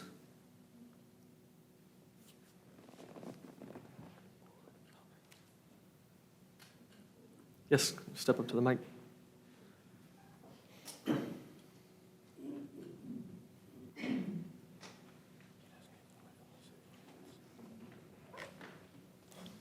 Name and Thank city you, of Mr. residence. Mayor. I wasn't really prepared for this. So one issue I would ask you all to vote no on it is I see included in the packet a couple things, a tiny home project. I think we've come to the conclusion, I've sent all the council member the research I've done with Emerald Gardens in Eugene, Oregon. We have to provide some kind of housing. That's a great project. It started in 2014. They have a proven track record of success. We are never going to be able to afford that by putting in roads and fire hydrants, and it's impossible. And so I don't know quite why that's included in it. I also disagree that a builder who's doing a development usually doesn't have the money up front and he's trying to pre-sell homes. Why are we requiring them to have fire hydrants in when they're doing a foundation and starting framing? I mean, it just seems more government, more rules, and you're going to limit the people who want to come here and build. And the biggest thing, like I said, I have is with the tiny home project, it'll be impossible. And we're going to end up with this revolving door of never being able to fix a problem. So until those changes are made, I also disagree with taking out the part of the community meeting. The whole purpose of the community meeting is to inform the public. In several areas through the ordinance change, you guys took out talking to the public, like you don't want the public input. And I think that really goes against what you're elected to do. And so I'd ask the council to vote no until some of the changes can be made and some of those aspects can be looked at. Thank you. Any other members of the public like to speak on the matter? Yep, step up to the mic. Do we need name and city of residence? For public hearings, Catherine, do we need name and, okay, yes, name and city of residence, please. I'm missing what you're saying, but. Name and city. Name is, yeah, Sandra Marcuson from George. I just have a question on international code, and I'm not a builder, so I don't know what you're talking about, international code, and it was saying current code. Who changes that? Just my question.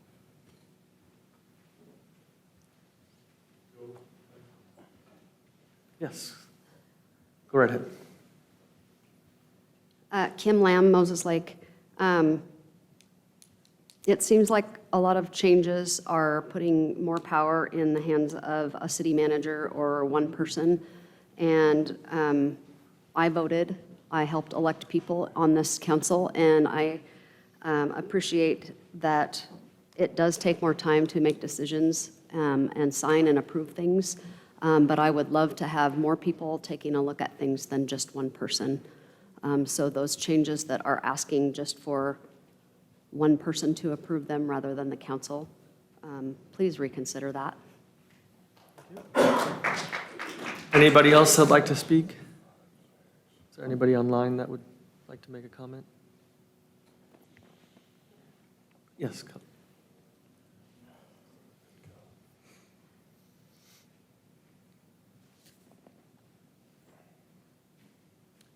Victor Lombardi, Moses Lake. This kind of falls into the same trend that's been going on since last year. Last year, the Planning Commission met once a month, and they would have minutes and recordings for the public to see. This year, they've only met twice, and they've, in essence, been replaced by a hearings examiner, which meets at 11 o'clock twice a month, where the public can't see or listen to them. And there's no minutes and no recordings. So I'm a little concerned about this lack of transparency and community engagement. So that's my only concern. As long as we can keep the community involved, that's the main thing. Thank you. Final call, anybody else like to speak? Hearing none, I'll close the public hearing and open the floor for council discussion. Councilmember Fancher. I have quite a few comments, a couple questions to be clarified. First of all, for most of you out there, at least it seems like most people know, I'm in real estate. I work closely with builders and developers. One of the things I would say, while we want, and again, we're in a different hat, time is of the essence. I mean, I respect wanting to make sure that we have the public involvement. What's critical to me is that the public's involved in building the box to play in, I guess what I would say. What that looks like when something should be approved relatively quickly. What we don't want to do is have to get bogged down on every project for every permit. So I hear it loud and clear. I agree we need to get the public comment and the public involved in making sure we build that box right. But I would say, if you would talk to most builders and developers, they don't also want to get really bogged down with a lot of meetings, because time is money. My other question, that's more of a comment, so I hear you. When we look at this, I wanted some clarification, Kirsten, on this long list of change in 1602-045. So I'm just going to throw out a project and just tell me how it's different. That'll help me understand it. So, two projects, because I'm definitely involved in them. Maple Grove and/or the Refuge at May Valley. So how would that look differently for the builder today? I mean, versus today versus what this says? It really just comes down to when the homes are starting to be constructed. So it's, the idea is that you actually have legal lots of record before the building permit is issued. Okay, we have legal lots of record because I know the parcel number is this magic number, but that isn't what creates a sellable lot. It's actually the legal description that was recorded at the county. The county sometimes doesn't get their parcel numbers established rather quickly. Matter of fact, sometimes very slowly. But so I guess my thought is, if we have a legal lot of record, so if there's a platted development, because I think the last two plats, to get building permits, we had hard surface roads. We had property corners marked.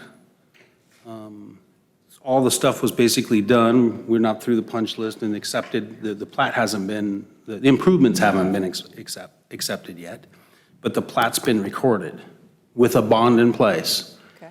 So are you saying in this language that 4 dwelling units at that point would still be the max?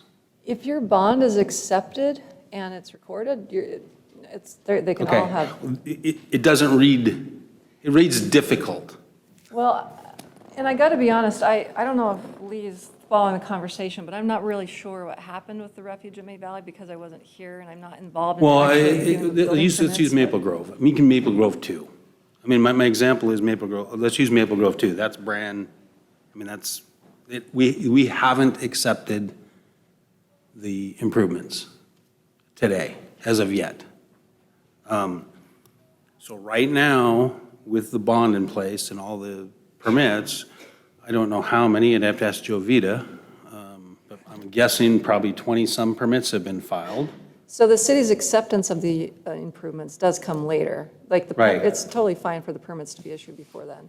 The Okay. challenges come when people are trying to get the building permits issued before they've had their infrastructure approved, the infrastructure plans. And so this is more related to a preliminary plat? In Yes. between, okay. I'm just trying to get, Yes. that's my No, clarification. no, that's good So- clarification. So, Because Right. that's different. So when it's in concept and on paper, meaning preliminary plat, yes. I understand, but I want to make sure, because I believe the last few have been done more along this way? If you have received approval of the preliminary plat, and then you've also received approval of the civil plans Mhm. and have a bond in place, you can go ahead and record the final plat. You don't have to Right. even have it constructed. So then that allows you to go ahead and do the building permits. Okay. I don't know if you want to speak to any. I just want to make sure it's clear that way. I mean, in the ordinance, because this four-dwelling deal, it's confusing. And that was regarding, because there are some, because of the way the code reads, sometimes people have been pulling building permits on just preliminary approval without any infrastructure design in place whatsoever. I understand that. And so that, I guess my question is that's where it's unclear. If you're still suggesting that we allow four dwelling permits prior to that, When it's related to just preliminary approval. And so if we want, if you choose to move forward with this, we can add a little bit more clarifying language to that piece right there. And then I also want to just answer a question that was, to something else that was brought up. The reason we'd want fire hydrants in place is the same reason we want an all-access road. If those buildings caught on fire, we want to be able to put them out. So that's the reason there. And it's something that all builders know as part of construction. There's Yeah, certain I'm not phases questioning- to it. I'm not And I'm just questioning that. responding a question that Right, came up right. previously. and then just a clarification, the binding site plan, I think I know what you mean. You just, so it's been submitted, it's been approved, and then you just want, basically There's- within a year that it's, They move forward with they move recording forward it. with Yeah, the and recording of it, because I know I've been involved with lots of them, and they have gone sideways. It's typically done probably more in a commercial or industrial zone where we don't want to design lots until we know what the intended use is. And then you've got to, before you can record that sale, you've got to have the approved binding site plan. And then I've had it happen when you think you're at the finish line and they decide to pull out of the deal, and you don't really want to record the binding site plan because the shape will change on us. And so, but a year definitely is reasonable, I think. Yeah, and then if something changes that you just pointed out, they can redo it and then record Right. it the way it turned out Right. it was better for them. So I'm okay with that, no, understanding that. And then the public hearing deal, I want to address that a little bit. Because, by the way, there were quite a few people, So public hearing or the neighborhood meeting? the public meeting, or the, what do you The call it? Neighborhood meeting. And you guys, that's why it's before you today. No, making the no, decision. no, I just want to clarify some stuff. So first of all, I agree 100%. There needs to be a public process. I agree 100%. We had a really good one in the past with the Planning Commission. I would echo the words that we need to continue to engage and utilize that body for what its purpose is for.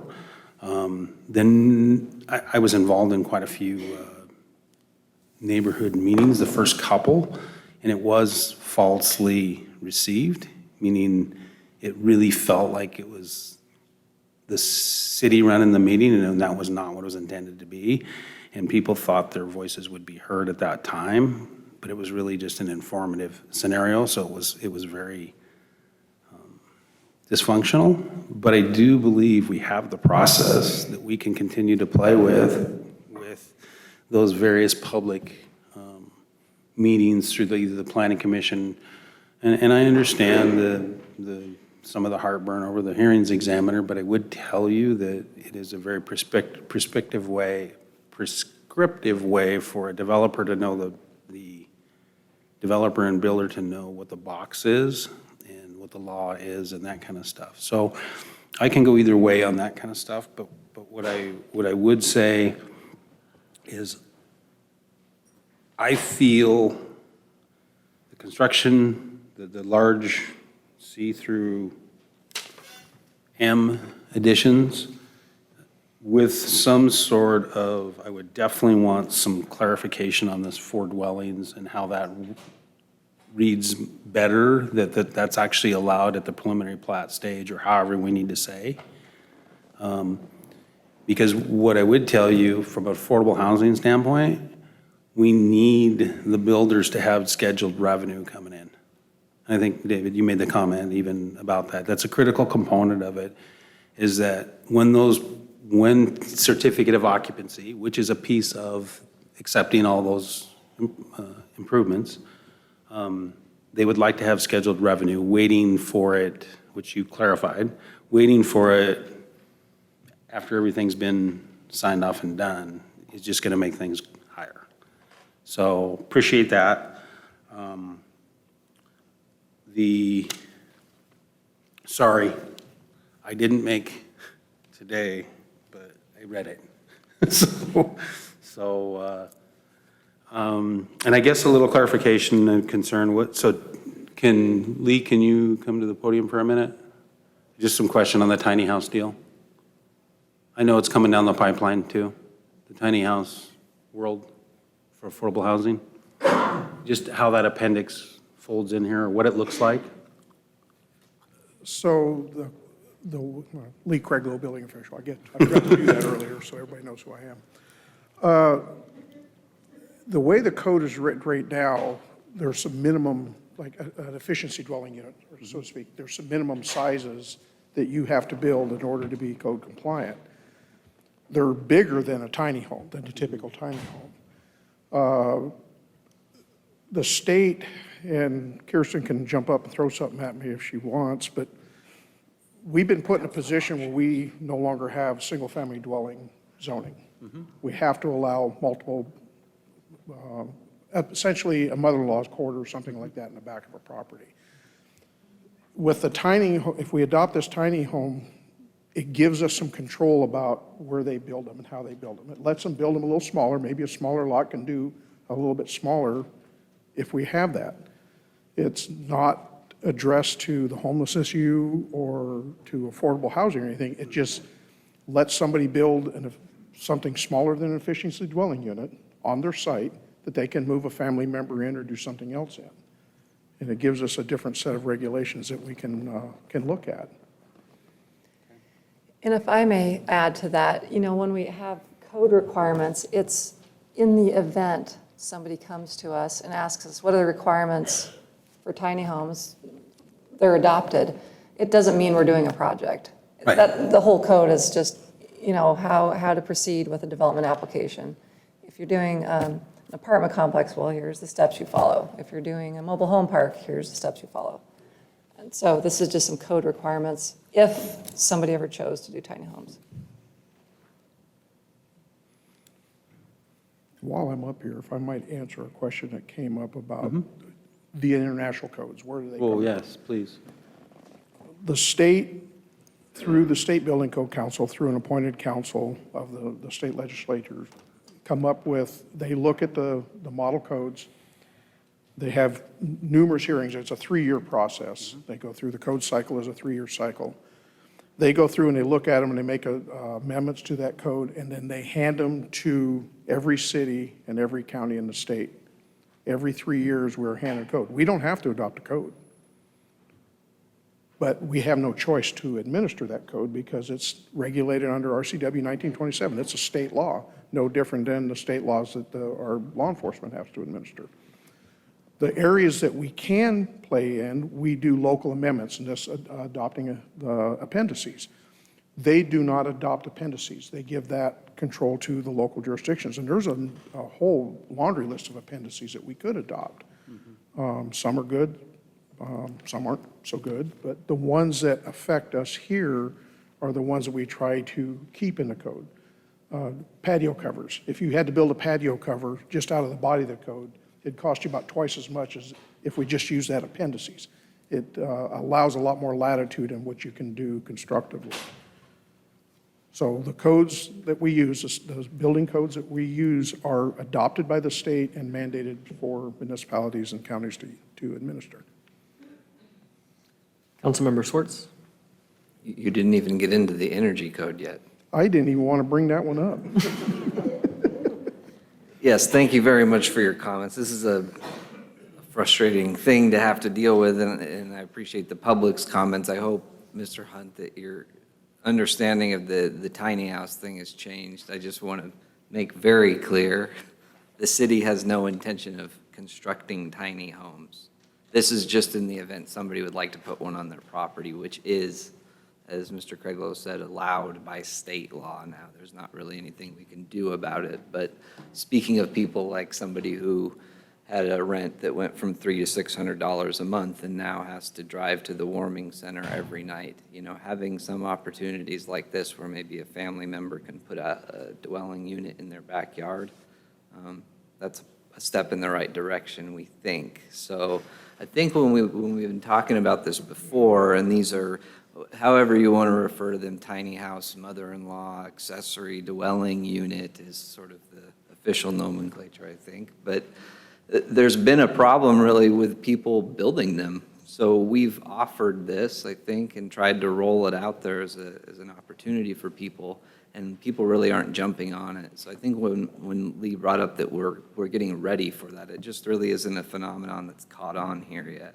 So is that fair to say? That's absolutely fair to say. Okay. It's a national thing. There's even TV shows about it, but it hasn't affected us directly yet. But Which we've talked about those for rental purposes, and there's some discussion to be had about that going forward. So another thing is I appreciate, again, the comments about public involvement and public comment in the process.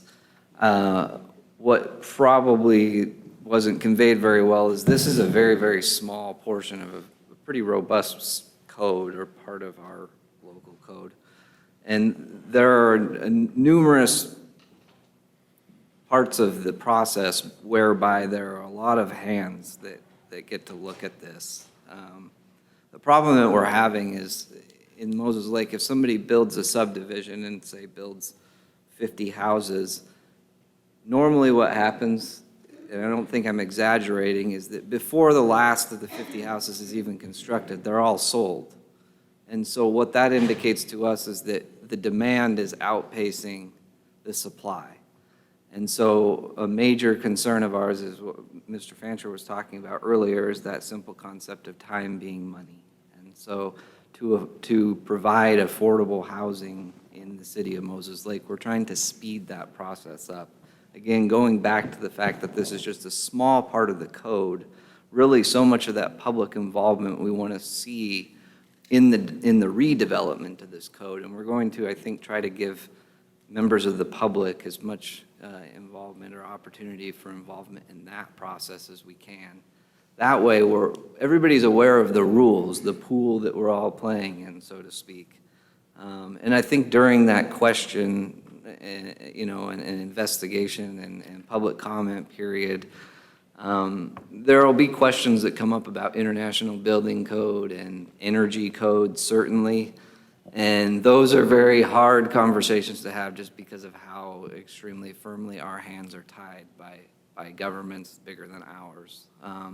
But, I'm willing to, and I think there are a lot of people, I know Mr. Skog has brought it up before, about really looking at that and not necessarily an attitude of what can we get away with, but what is appropriate for citizens in Moses Lake in this particular environment with these energy rates and all of those things. Unfortunately, it's never as fruitful as we would like it to be, meaning we don't have as much freedom as we would like to have in the building industry. But that's where we are today, and I invite all of you to be a part of that process as we continue. Any further discussion from council? Councilmember Skog. Mark? I would most likely defer to just your expertise and involvement in the whole process.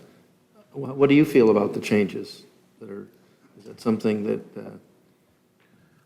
I think a few things. Yes, I think there's a lot of good ones there. Just from creating the box to play in, so that the rules are set, that when a person walks in with one of, their application, that they know how to navigate it. Because right now, if I'm not right, this language isn't in there. That's correct. In red, however, somehow we're getting developers to do it. And that's uncomfortable for me because it's not in our code. And so knowing, and I think what we have is some pretty good developers and builders that it's not unusual and they want to keep moving forward.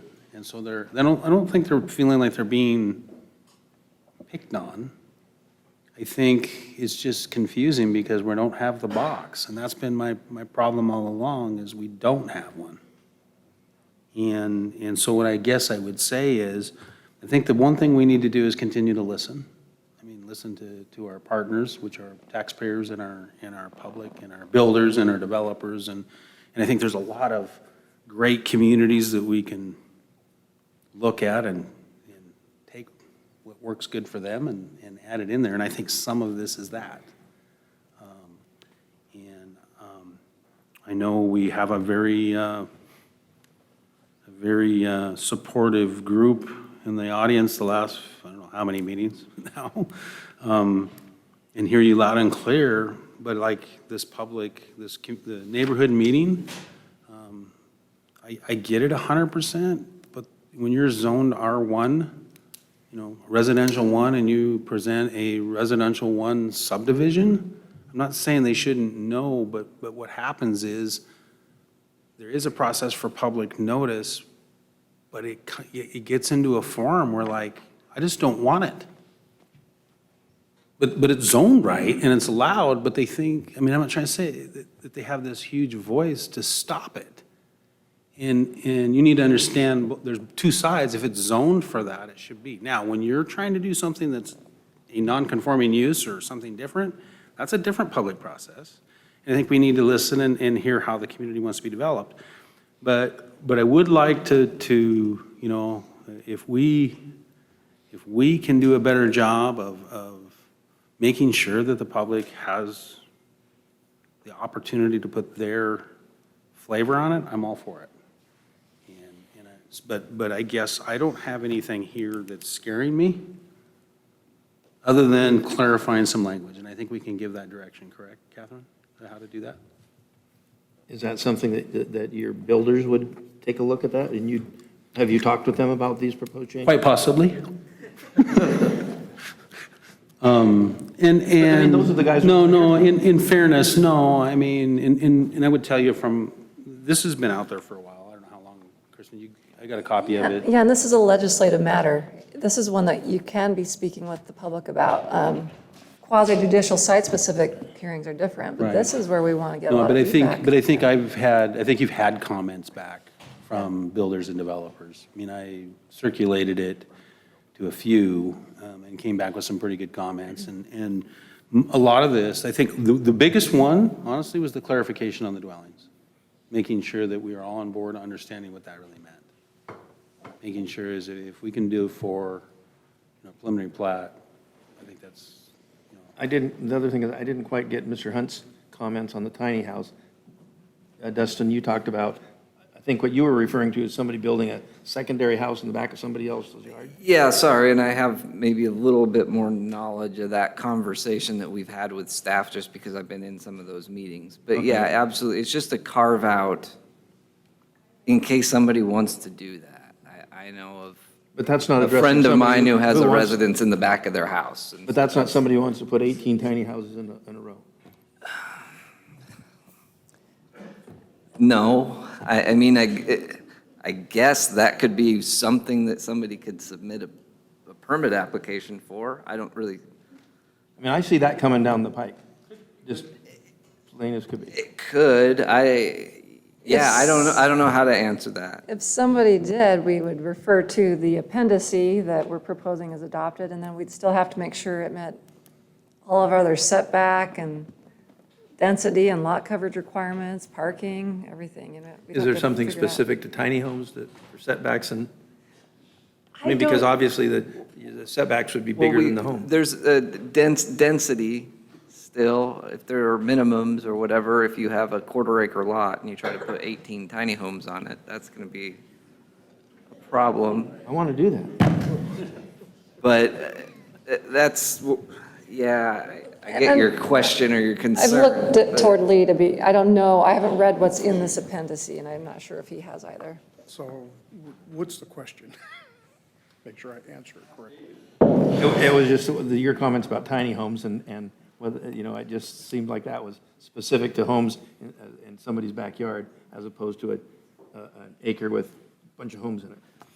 Little Well, homes. the tiny home provisions that's in the code doesn't deal with land use at all. It's, I want to build this really small home that I can't build with the regular text of the code. Can I use that to build it? So it's not site-specific, development-specific, or anything specific. It's just a code that we can administer to the smaller dwelling units. And would that, I do have a question, would that get its own address? Not in my wheelhouse. Yeah, we had this question come up before, but, yeah, I mean, it's. We do want to address that at some time. Exactly. I think the example I gave is pertinent here, where you, let's say you have a parent, the proverbial mother-in-law cottage, that's what this is. And it's basically just giving people more latitude. If you don't have, you know, $80,000, but you got 50,000, and that means it's not 200 square feet, it's 150, but that's what you get, then we're going to let you do that. I mean, and this is going, there's a big debate about this, whether you allow single-family residential or something more, or what, I mean, and there's a general trend toward allowing more, right?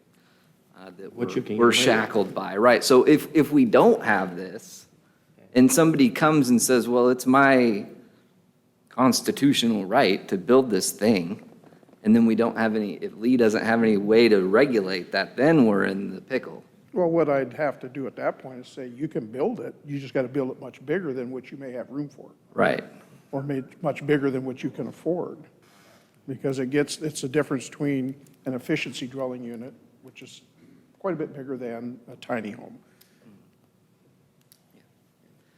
And I just wanted to add something about the discussion Mark and Kirsten were having. You know, I think the discussion that I was having with builders, it was never a matter of like, well, these people are completely crazy or this is going to, you know, ruin everything. I think the understanding was there of the intention. It was more a nuts and bolts sort of aspect of, and I think Mark addressed that well as far as in the timeline, how that looks going forward. But if we're already going in that direction and this formalize it, it's probably more of a language problem.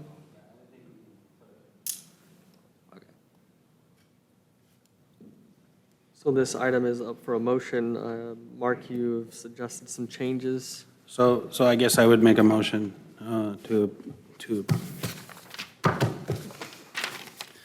approve, holy cow, where are we at? Ordinance 3025. Ordinance 3025 with a few modifications, really not too many, but for us to please clear up item D under 1602.045 to make sure that the four dwellings are at the, I guess, at the preliminary plat period. Is that correct? No, it's after preliminary plat has been granted. And I believe even in talking to the planning commission, I think that was their intent when they wanted to see the changes. And so to make sure that that somehow is carved out properly.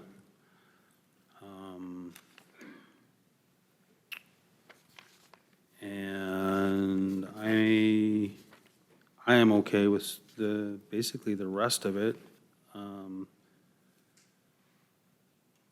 So that would be my motion. Second. Was that clear enough for staff? Yes. Any further discussion from the council? We're gonna rewrite it and we're gonna approve it and then Make changes to it? The changes that he's. With the changes that clarifies, to write it with the changes that the 4 dwelling units are at the time of, after preliminary plat has been. So that's real specific language. Yeah, well, I hope so. Is it, Catherine?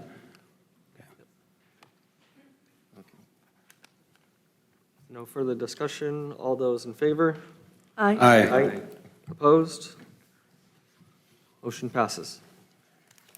Thank you for the discussion and your expertise. I'm appreciative that we have you guys on the council for this particular item. Item number 2, the consent agenda. All items listed are considered to be routine and will be enacted by one motion. Need a motion to approve the consent agenda. I so move to approve the consent agenda as presented. Second. We have a motion and a second. All those in favor? Aye. Aye. Opposed? Motion passes. Moving on to the old business. Item number 3, interim covered enclosed parking ordinance 3026, presented by Kirsten Sackett. Yes, you get to hear from me guys. Wow. So Kirsten Sackett, Community Development Director. At the previous meeting, we received some, council heard some public comment during citizen communication regarding a citizen who had wanted to convert her garage into a daycare and basically was instructed that she couldn't get her business license because it didn't comply with the section of code that said that all of the parking had to be covered. And so we received direction to do a new ordinance, and let me move that. It's a little bit sensitive at the moment. What we have before you today is an interim regulations that would allow you to adopt the changes today, and then we would go back and go through the normal process that's required. We have to hold a public hearing on it within 60 days and go through all the steps I discussed previously with SEPA, Commerce Review, Planning Commission public hearing, and then again to you guys for public hearing. But essentially, the proposed change to the code would be to change within the R1 zoning district in section 18.20.050, the development standards for residential zones. It currently reads within the chart that minimum required number of covered parking spaces in addition to off-street parking required in chapter 18.54. The proposal would just be to eliminate the word covered and then to eliminate the footnote that's associated with covered that says in a garage or carport constructed to the standards of the state building code. Now, the code will still read minimum required number of parking spaces in addition to off-street parking required in the chapter. So parking will still be required for every lot. It's not going to say covered. I do believe, as discussed last time, that it's most likely that all of the developers will still want to build garages, but that's a market-driven thing. We're still going to have parking requirements. We need at least 2 per dwelling. It depends on the number of bedrooms, and there's a whole different section of the parking code, but that is the proposal today. And then I did want to let you know that staff did meet with that citizen, and she came into the office. We told her that we were proposing this tonight. If it didn't pass, she would have to no longer be able to use the garage for the daycare, but to just wait and see what happens. And then there are some actual covenants, some CC&Rs for that subdivision that state you have to have a garage. So we told her you get written permission from them, bring it to us, and then you need to address the code violations in there. The water heater's been enclosed, it needs some ventilation, we need some more parameters from her, we need to make sure there's enough space around there and some venting in there. So we can get it into code compliance, no problem. It's just a matter of what occurs tonight with the decision made by City Council tonight. So you do have in your packets the memo, and then on page 105 of the packet is the ordinance that outlines the findings of fact and the recitals, what led to this decision. And then section 4 of the ordinance itself has the changes to the code. And with that, I would stand for questions, but staff is recommending that council deliberate on this matter and make a decision for staff to enforce. Councilmember Fancher. Me? Yes, you. Sorry. The only Fancher. No. was lost for a minute. So I was just trying to think of how this all could play out, and I think this all is going to end up tying back into all the things we've been talking tonight, meaning the tiny homes, the additional space that people are trying to create, already I think we have, I don't know, we have some contractors in the room, sorry, Todd. We have lots of people that have converted garages already, and they are not producing covered parking. Same thing, is that a code enforcement violation already? No, honestly, once it's being constructed, that's when we're looking at whether it's covered or not. Right. Once they're in the house and have the CO, we don't get involved with what people do to their garage after the fact, unless it's, converting it into a business or daycare. Right, and then So unless many they're coming in people- for a business. We're not looking to see like, oh, they're not parking in their garage, it's storage. We don't get involved in that. Okay. It's their That's all. right to do what they want to do. Councilmember Skog? I grew up where everybody pretty much got rid of their garage and filled in the wall and put a door and a window, and away we went. Personally, I think with these developments, I have a little bit of a problem with the thought of changing the whole visual look of the neighborhood with, an old Bob, he put in another, took out his garage, and, a lot of those end up being a do-it-yourself, and I would almost rather have them leave a garage door and put a side door in. I don't want to know what you do in your garage, but I still want it to look like one. Anyway. Deputy Mayor Martinez? I want to thank the staff that put this all together very quickly so that this homeowner can open up a daycare. As I mentioned before, we're in the daycare desert, so I appreciate you guys working on it quickly. Thank you. I'll pass it on to my staff who did the majority of the work. Councilmember Swartz? Yeah, not to get too into the weeds with this, but when you're constructing a covered parking space and then you convert that, the parking, a garage, let's say, isn't necessarily going to have 2x6 exterior walls and insulation and all of that. So if somebody goes through that conversion process, are they required to pull a permit for that? Yes, if this moves forward and she is allowed to do the conversion, she'll have to come in for a permit. And what triggered this was she applied for a business license.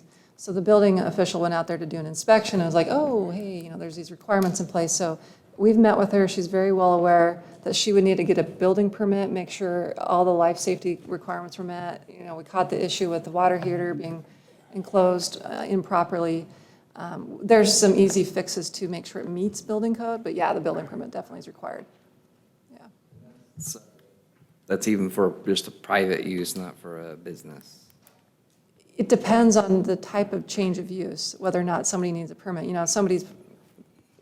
can speak to this better than me. He's the one out there doing the permits, but some things require a building permit and others don't. You put in a storage shed under 200 square feet, you don't need a permit. You go over a certain square footage, you do. If you're like putting a new window in your house, yeah, you make sure you're not like messing up the structural integrity of your home, things like that. So it's always good to just check.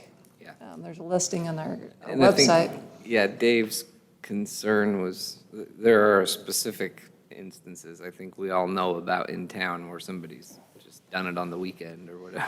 Yeah, and we're aware of that. And as you saw in the work session earlier today, when we become aware there's a complaint, code enforcement will also step in if somebody's done some construction without a permit. Okay.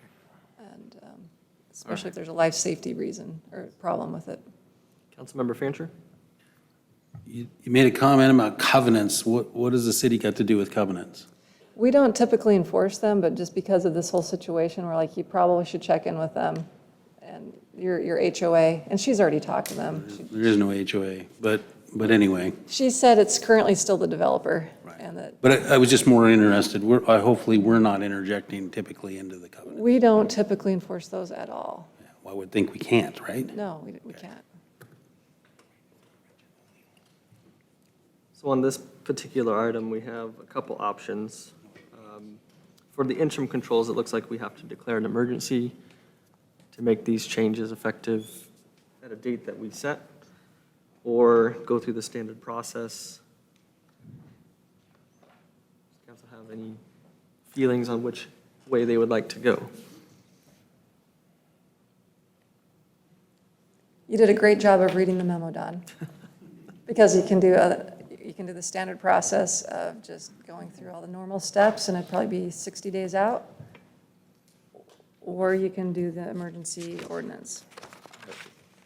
Can we just make a motion?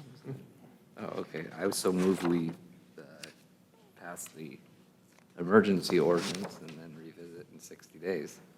Second. Council must state findings of fact regarding the emergency. The findings of fact regarding the emergency, the reason for it? I'll just Yes, look. because of community need for daycare services, and there's an existing business with, basically with a threat of closing if we don't enact this. And you can also refer to the recitals on page 105, the first page of the You ordinance. can also refer to the recitals on page 105. My puppet masters have been telling me. And then we need to establish an effective date. Today? Can we do an effective today, or do we need a 5-day? It can be effective immediately on an emergency ordinance. Effective immediately, because it's an emergency ordinance. Yeah, we still have to do the option 2. You just have to start that process, but we have the interim measures in place. Okay, I think we're clear. So we have a motion. Did we have a second? Yes, second. Any further discussion? All those in favor? Aye. Aye. Opposed? Motion passes. Thank you for walking us through that process. Item number 4 is the Vehicle Impound and Parking Regulations Ordinance 3027, presented by Catherine Kennison, our city attorney. All right, so there are 2 ordinances brought back to you pursuant to direction from previous meetings. The first one is your camping ordinance. And this is the ordinance that was adopted originally when we first started experiencing the homelessness issues, primarily with folks who were camping in our city parks and on public rights-of-way. And this was adopted right in the midst of the Boise decision from the Ninth Circuit that gave us that framework under the case law about what our legal parameters were, which led to your adopting the sleep center to provide shelter for those who were experiencing homelessness. And that gave you that tool to enforce the camping ordinance as it applied to our city parks and public rights-of-way. Since that time, we've experienced additional issues with the homeless population in Moses Lake, including a large number that are now using RVs and other campers to reside in, who are locating both on private property as well as public property. So I've made revisions to your camping ordinance, and hopefully you've had a chance to go through and be prepared with questions that I can help explain the changes. But just to briefly summarize what those changes are, I have strengthened the legislative findings in the purpose and legislative findings sections. I've added some additional definitions to give us some additional tools on enforcement measures. And then there are 6 new sections that I've added, including a section dealing exclusively with residential vehicles, and also a suspension of enforcement piece that you will need to select which option you'd like to use.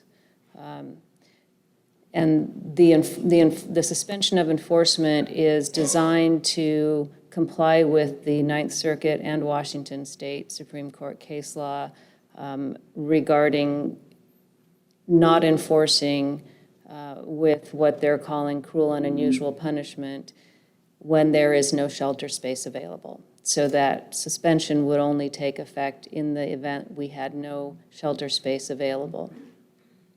And I did add a section or some language in there that defines what is available shelter space. So if somebody is violating rules and is not qualifying for shelter space because of conduct, that would not be considered unavailable shelter space. So those are the changes that I've made. And again, in the one section, .110, I'll need direction from the council as to which option you would like to select for that piece. And with that, I'd be happy to entertain any questions or requests for clarification. Councilmember Skog.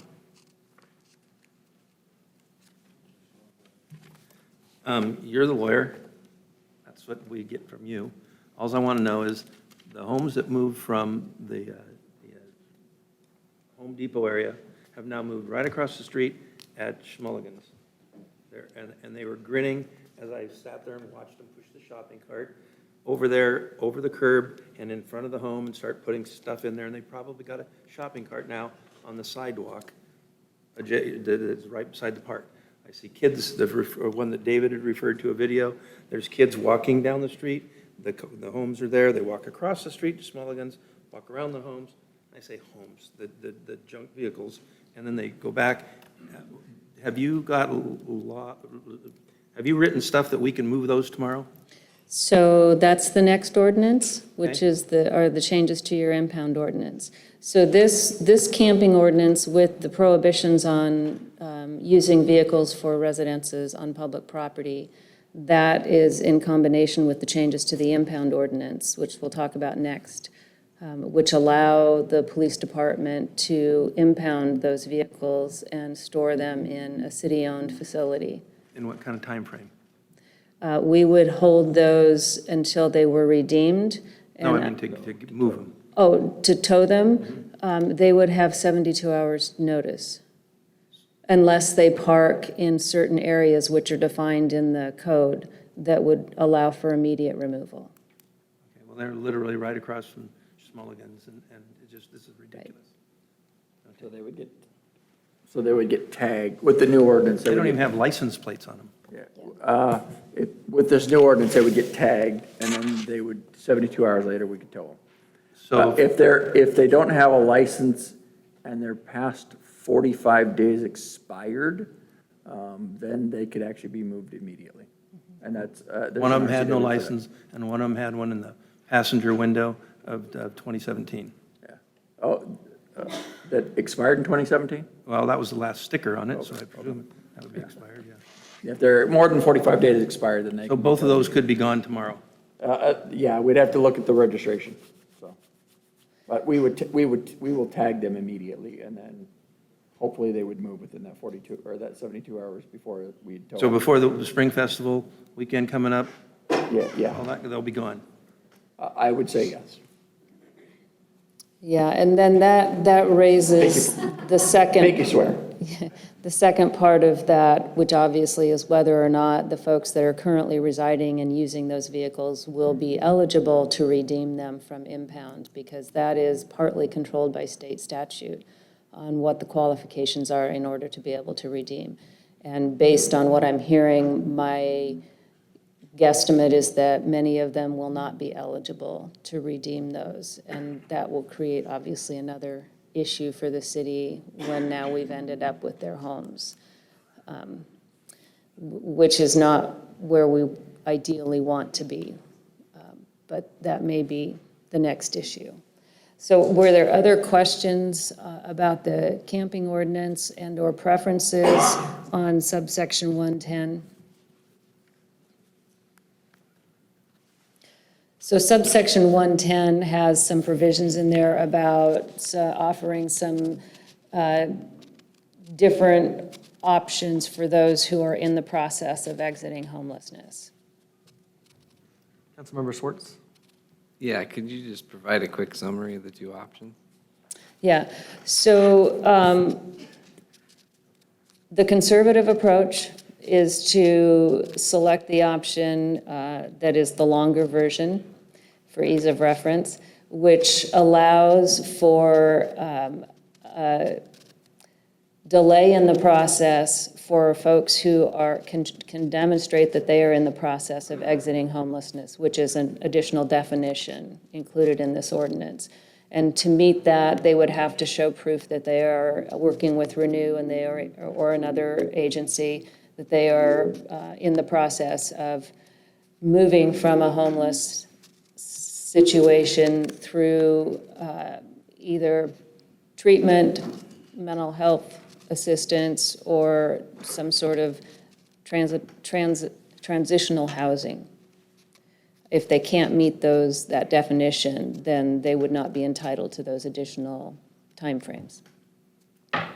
And the other option is simply to not have that in there. Yes, the other option is there would be no special timeframe allowed for those that would be in that could meet that definition. You would simply move to the black and white version of if there is available bed space, there is no suspension of enforcement. The only time you would suspend enforcement is if there was no available bed space, period, regardless of whether someone was in transition. Okay. Deputy Mayor Martinez? I think part of our goal is to try and get some of these people that are willing to do the work to be housed. So, I mean, you know, but sometimes they get to this point because they just keep getting kicked down, whether it's partially their fault or it's just a, you know, set of bad circumstances over and over again. So my preference would be if they can establish that they are actively working to change their lot in life, that we allow them a little more time so that hopefully, you know, they're not in an RV somewhere later. I kind of follow what you're saying. Sorry, was there an amount of time in Right. there, or? I think that's where it could get sticky. Right. We'd have to have a specific set of very clear rules and timeline. Because we can be compassionate, but we're not going to just lie down and let them take advantage either. And I never get an applause for stuff like that. Well, I think it's. Yeah, there's no cap on what actively working towards, you know, in the definition, it lists the criteria to be considered actively working towards. So if they at any time failed to meet one of those criteria, they would no longer be entitled to the benefit of that. You know, if you want to place a time limit on it, Yeah, I would, and this is a risk, I guess. Either way you look at it, right? I mean, I'm just going to state, I've heard comments from the public to the effect of, we want to give these people a hand up, not a handout, which indicates to me that there's some willingness to see somebody realize a better way of life, and to help them with that to an extent. And so with that in mind, I would be willing to entertain the idea with, I think some of the frustration is somebody in that condition, you know, are the facilities that we have set up to be able to receive them? That's part of the question here. So we know we have that motel facility up on Pioneer Way, for instance. I know there are certain entry requirements or whatever, but on the backside of this, if we impose some sort of time limit, if we say you're actively involved in substance abuse treatment and you're actively seeking employment and all these other things, you could have 30 days. But that only works if there's other stuff available for them to take the next step. So I understand that's not necessarily in the city's purview here, but it's just going to take a concerted effort to make sure all this works out. So I'm willing to do the 30 days as long as we know that we have Renew or whomever or, you know, Housing Authority to be there on the backside of that, because we don't offer those services right now. correct. Can I make a suggestion? I agree with what you're saying. I think 30 days might be a little long. Somebody could show us on day one or day two that they're working with and then never show up for another meeting. If you shortened it to say 7 days and we contacted them and saw that they were involved in a treatment program and then came back and checked back on them, and they could show us that they were continuing, then maybe we extend another 7 days. But if after the 7 days, they show us that they've stopped treatment and stopped showing up, and Renew says they haven't been here since the first appointment, then we say 7 days, you're out. Okay, I would rather lengthen it, keep it short and lengthen it, than go with a longer date, and then they come in day one, and then we're stuck with them for 29 days. sort of much the same conversation we were having about land use action. It's just the order in which things happen or how they happen, so. So I'm all for that's just that. my recommendation. Okay.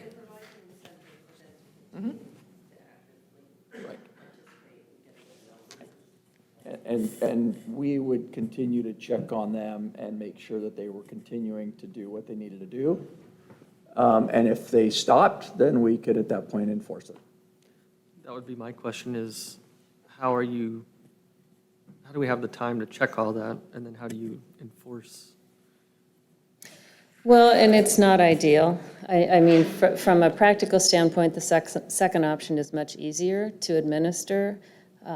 From a risk-benefit analysis, the one that you're talking about allows staff to build a record of the efforts that they have gone through to provide other alternatives short of towing their home or evicting them from the property. So that's really the difference. Given the level of services that are available in our area, it's going to be more of a challenge. It's going to require a little more effort on behalf of our staff.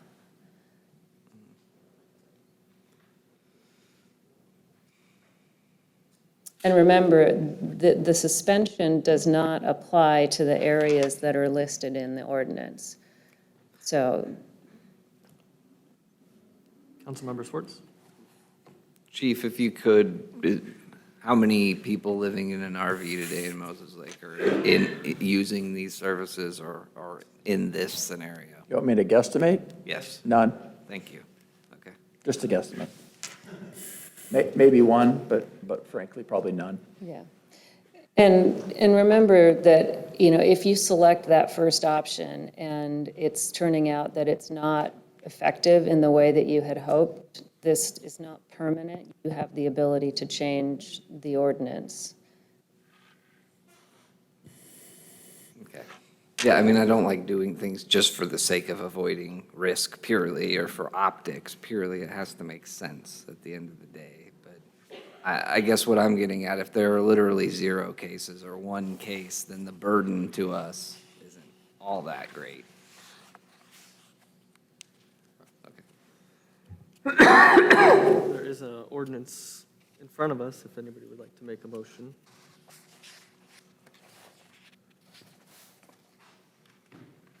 I so move to adopt the ordinance regarding, 3027. excuse me, ordinance 3027 regarding vehicle impound and parking regulations, with this specific clarification of a 7-day period for those individuals who can show proof of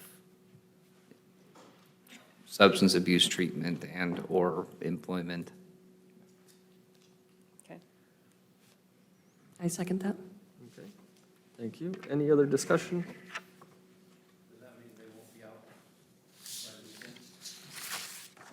Or there's still a 7-day waiting period? No. No.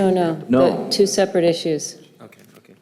Yep, we'll get to that one next. No, there's 0 people today who qualify, Dave. All So right. those people can all be gone in fewer than 7 days. Thank you. So we have a motion and a second. All those in favor? Aye. Aye. Opposed? Motion passes. New business, additional police officers. Actually, No, there's. we have a second Oh, ordinance. there's a second ordinance. I'm missing it.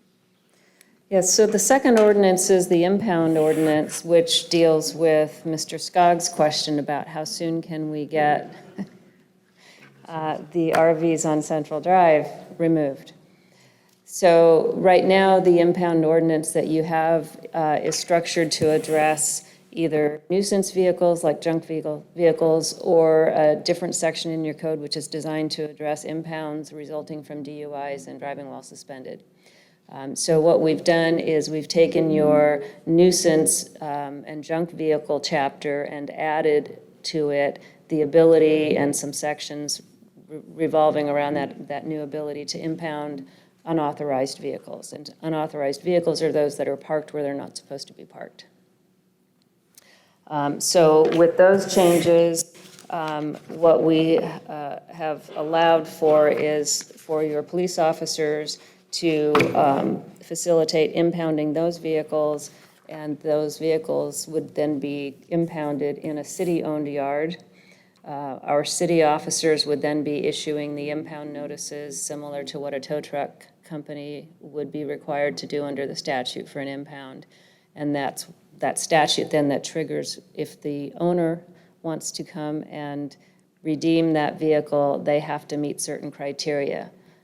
And that's going to be difficult for many of them to meet, as we know, because most of them may not have current registration or title to those vehicles, which are going to be required in order to redeem those vehicles. So if we are impounding them and they're not being redeemed by the entitled owners, then we may end up keeping them much longer than we would like to. Can you convert those into a tiny house? Yeah, and then covering the cost to destroy them should that come. On top of the fact that we also, and I mentioned this before, we also will cover the cost of the impound itself because we can't charge the person those fees. So there will be there could be a bit of an increase to our budget as far as the towing piece goes, and then if we get into the destruction piece. And I did add, in case you're wondering, I added the police chief, I'm sure he appreciates that, as the administrative hearing officer to hear the first appeal. And I did that so that we avoid going straight to court with an appeal. We can try and resolve it and, again, create that record that we have, heard their story, tried to facilitate any other alternative, like, if you can get us reasonable authority to move it someplace else, like private property or someplace out of the city, we're happy to work with you. But it eventually could get appealed to the court, but not as the first step.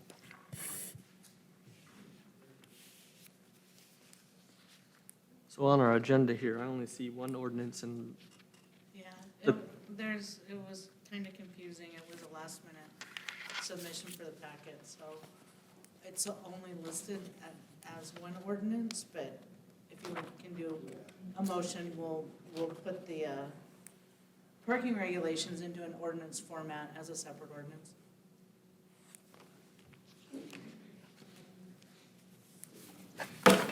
So the one pending to adopt is ordinance 3027. that's the one we just passed. No. Okay. We didn't get the right version for the packet, so.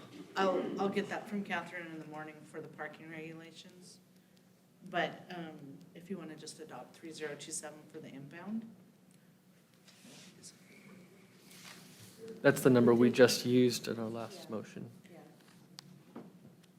It's in, the impound ordinance is in your packet is 3027. So the parking regulations hadn't been assigned an ordinance number yet, so I'll put that as 3028. Okay, gotcha. I don't have my mic on. Sorry. I think I got it. Catherine, do we need to redo the other one? It's identical, it's just in the ordinance format with the we do ordain and signature lines. I think we're clear. Can we make a motion? Yes. Okay, I would move that we adopt the ordinance with a number to be determined? No, 3027. Oh, 3027, sorry. 3023. Yes. The impound ordinance. The Thank impound. you. The impound ordinance specifically, as presented. I'll second that one. Okay. That's clear as it is. We'll have it cleared and for the minutes, so when we approve the minutes, then it's, we got it for the record. Any other discussion on this item? Hearing none, all those in favor? Aye. Aye. Opposed? Motion passes. Now we can move on to the new business, the additional police officer request, presented by Kevin Fuhr. Thank you. So this topic, holy smokes, has come up with conversations I had with our previous city manager over just the amount of work that we've been doing, the amount of calls that we've been responding to, on top of, and I hate to say it, the homeless situation and the amount of calls that has been generating to us. And so we have talked about, we run, and you'll see this in the memo that I drafted, we run 6 officers per shift, per crew, at any given time, but with vacation, training, sick leave, we average between 4 and 5 officers at any given time that are working. Unfortunately, we are busy enough that 4 to 5 officers just isn't cutting it anymore. Yesterday was a prime example. We had 2 major calls, both involving guns, where we had staff there for extended periods of time, and nobody else was covering the city because, when you get, again, 4 or 5 officers and they're all there, they're stuck. And then I will also add that this week, because of staffing shortages, Captain Sands, who's serving as our interim police chief, is also working graveyard this week because the night crew was down to 3. And we don't allow that, and we couldn't get anybody else to fill in. So I believe, are you working graves all week? I'm working a funky shift for the next 3. I'm covering the park on Thursday with officers as well.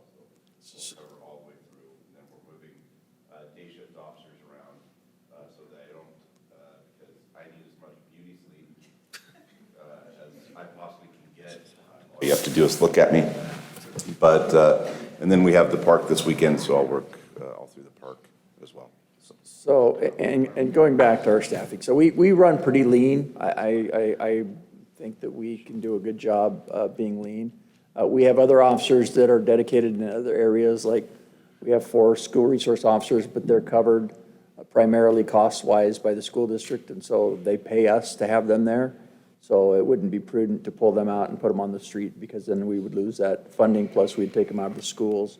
And then we have our detective division that are slammed with the major stuff. So our patrol crew is what people see, that they're the officers that you get when you call. So this is just a conversation that, again, I've had with our previous city manager, and something that we need to start looking at addressing so that we are meeting the needs of the community. I will also add, and I'm not throwing this out there, I'm just letting the council know, because our state is short on officers right now, the next academy that is available for an officer to attend is December of this year. As we look to add staff, just know that it's 6 months before we even get them into an academy class. If you have questions, I listed a bunch of stuff in the staff report. So if you got any questions, feel free to hit me with them. Councilmember Fancher. Not a question, a comment. So first of all, we just went through adding a whole bunch more enforcement. I don't think we have a whole lot of choice. Plus, I said that I would much rather enforce what we have, knowing that it was going to come with a cost. And the cost is providing law enforcement, to me, to try to make our community safer. So, thank you. Councilmember Skog. Looking at some of the budget papers, that basically is about $1 million question. Correct. Okay. And I mentioned in the staff report, obviously, and you heard this on Thursday night when we had our meeting, that our 3/10 sales tax, criminal justice sales tax is up 20%. You know, I'm looking at with SELA, Group 14, REC, the hospital, any other growth. Sales tax is going to be pretty significant over the next few years, which helps with our sales tax portion of that to offset some of those costs. Obviously, you know, 3, 4 years, 5 years down the road, when all that building stops, then sales tax can go the other way. You know, just something to think about. My question is, where's the $1 million come from? Where do Well, we have that? That's, It's just from that tax? well, no, you're not gonna get $1 million out of that sales tax. I didn't think so. No, so there would have to be some sales tax money and then some general fund dollars. Unfortunately, we don't, there's no other taxing authority for law enforcement. The 3/10 sales tax is the most we can do. We don't get impact fees or any of those other fees that some of the other departments are entitled to. Do we Law find enforcement. the money first and then make a decision, or do we make a decision and find the money? Well, I'll leave that to you guys to decide. And that might be a question you sit down with Madeline about and talk about where we're at currently and what's projected in the future. This says motion, I'm not necessarily looking for you to make a motion tonight. But I would say that the sooner we can address this issue, the sooner we can start backgrounding folks and try to get people in the academy sometime after the first of the year, because it's not going to be any sooner at this point than January, February, just to get them in the academy. Councilmember Schwartz? Thank you. Chief, a few questions. Number one, is there, obviously, there's additional equipment that needs to be purchased, but is this as significant as like a vehicle purchase for these? So that staff report that I gave you includes that money, that price that I gave you includes everything. Yep. And so if you're adding 6 officers, you're adding a few cars. Yep, okay. I Yeah. just wanted to- At least 2, preferably 3, but at least 2 cars. That price tag I gave you also includes their academy training time, their equipment costs, and then any overtime costs that they might have. Okay. And benefits. Thank you for the clarification. And then another question I have is, you know, you're going to get some of these people into an academy. There's not, or lateral move, or however you're doing this, but is there interest in those positions at this point? Or is that anticipated that you can find 4 bodies to go into academy by January? We have a list right now. We just looked at the names on the list. We've got, I think, upwards of 30 people on our list. A handful are locals, which, you know, I love the locals. Yeah, I think we have, I will say this, and this, I don't want this to sound arrogant, Moses Lake is a desirable place to work. The PD is. Now, some of the laterals we have issues with just because of our call volume. We've had laterals that have signed up and then they realized how many calls that they would actually have to be responsible for, and they've said it's not worth it. More staffing means we're going to have less less calls that individual officers are going to be responsible for, so that'll ease some of their workload, which I think could open up our lateral pool significantly. Yeah, I like the philosophy. If they don't work anywhere else, they don't know how hard they're really working, right? We have a few laterals here that have come from smaller jurisdictions, 2 from Ephrata, 1 from the Greene County Sheriff's Office. And if you talk to them, they will say, we had no idea. Yeah. No idea. When you leave Ephrata and you're handling 200 to 300 calls a year, and you come here and you're over 1,000. Sure. Yeah, and I will make a statement at the end of this that, you know, I think there's always, in a community such as ours, there's apprehensions about spending tax dollars, period. So with that in mind, and knowing the very loud voices that we've heard and their concerns going on in the community, that there just be a definite emphasis on taking care of those crimes that so many people have shown up here to talk about. So I think all of us up here are definitely supportive of that effort. So hopefully there's some recent changes that have been able to empower you a little bit more to go ahead and do those things for us. We got a drug bill back. That's a good thing. That's a good start. It's gross misdemeanor. We still can't book in Greene County, but at least we can charge them. Deputy Mayor Martinez? I think Dustin kind of touched on what I was going to say. It's been clear with the engaged citizens that they want more code enforcement, and of course, City Council agrees with that. So you can't do that without extra staff. I mean, if you're already running short. So I can see definitely the need, especially as our city continues to grow. I just have one question that doesn't necessarily answer this tonight, but did the state okay an additional regional academy center, or what? They've actually, the legislature issued more money for police training. They've increased the number of academies in Burien.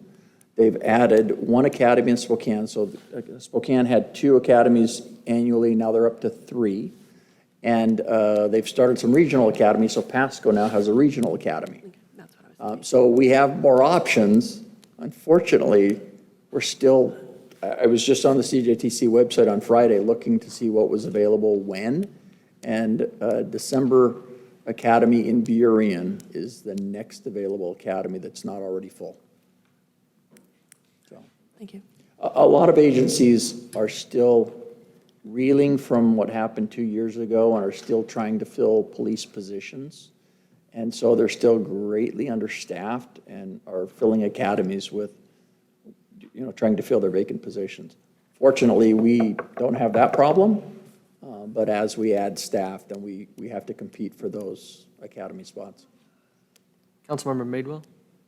So that's important then for us to decide sooner than later on these positions. What I would ask the council is if you will indulge me and let me bring back in 2 weeks some numbers from Madeline to see where we're at financially and where that money would come from moving forward. In 2 weeks, I can bring that to you. Maybe we have a little bit further discussion, and if the council approves it, at least then we can start the process and try to get these young folks into the academy. We're not going to get in December because it's going to take us a couple of months or a month and a half to do backgrounds. But at least maybe right after the first of the year, we can try to get them in January or early February so that we're not too far behind the 8 ball. I just want to make a comment that we did have our council workshop last Thursday.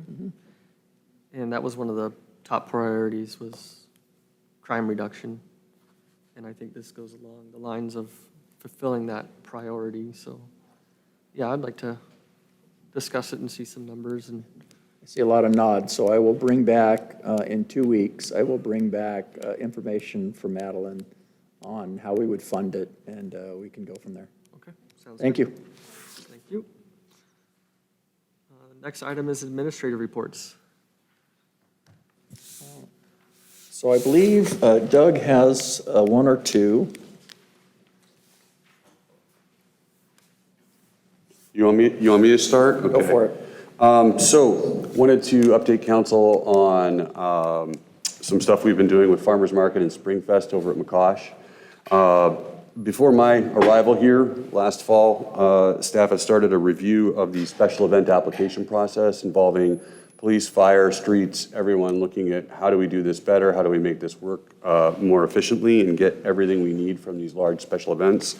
That led to a review of procedures in other jurisdictions, including Ellensburg, Kennewick, Richland, Walla Walla, and Wenatchee, to develop specific protocols for here.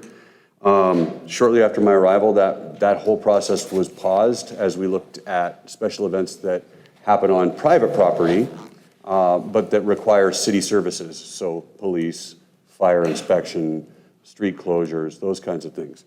It was decided at that time that we were going to pause that whole process and bring that to you again in the fall, once we had some time to sit down as staff, since we were heading into the busy summer season. What we did decide to do was implement some of the safety protocols that fire had brought forward, fire inspections, requirements for spacing of booths at cooking units, and so on and so forth, fire lanes to be able to get fire vehicles into these events. So overall safety procedures that we then included in our special event packages and for all special events going forward. We've been working collaboratively with those with fire, and fire's been doing a great job. I know they've been out on site already tonight. I was out there walking around in McCosh as they're setting up for Springfest, and I know they've been working with them collaboratively, as we have from the kickoff. We had a meeting about 2 weeks ago, with fire, police, streets, myself, parks, and Public Works all there working with Springfest to get this project rolling. So that was the fire aspect of that, the safety aspect of that. In addition, we did look at, and that's all the fire stuff, okay. In addition, we also looked at, parks maintenance staff had concerns with vehicles being parked on the grass long periods of time. Large vehicles specifically parked in the grass over the root systems of trees. Compaction is one of the biggest health risks to trees and is caused by excessive traffic or activity around the soil, around the root zone. Compaction or compression occurs because excessive weight compress the soil particles together very tightly, reducing the pore space between them, which holds vital air and water. The air and water is required for roots to take up water in the soil and for roots to breathe. Very simply, you take away the tree's roots, water, and air, the tree root dies, and eventually the tree dies. So we worked, again, collaboratively with both the farmers market and Springfest to move those trucks out from under the canopies of the trees, move the bigger vehicles away from those areas, and we are leaving those for tent users and other things that way. And we again have started this more as an education campaign. Hey, let's move you guys over here. We're not saying you can't park your truck here. We're saying, how about you park your truck over here instead? And you're still in the same traffic area. You're still seeing the same people. So we've met with them multiple times, and we're continuing to move forward with them. We're looking forward to a great Springfest, and I was at Farmers Market this past Saturday. Everything looked great there, and they were doing a great job. So I'll handle any questions on that if any of the council has any.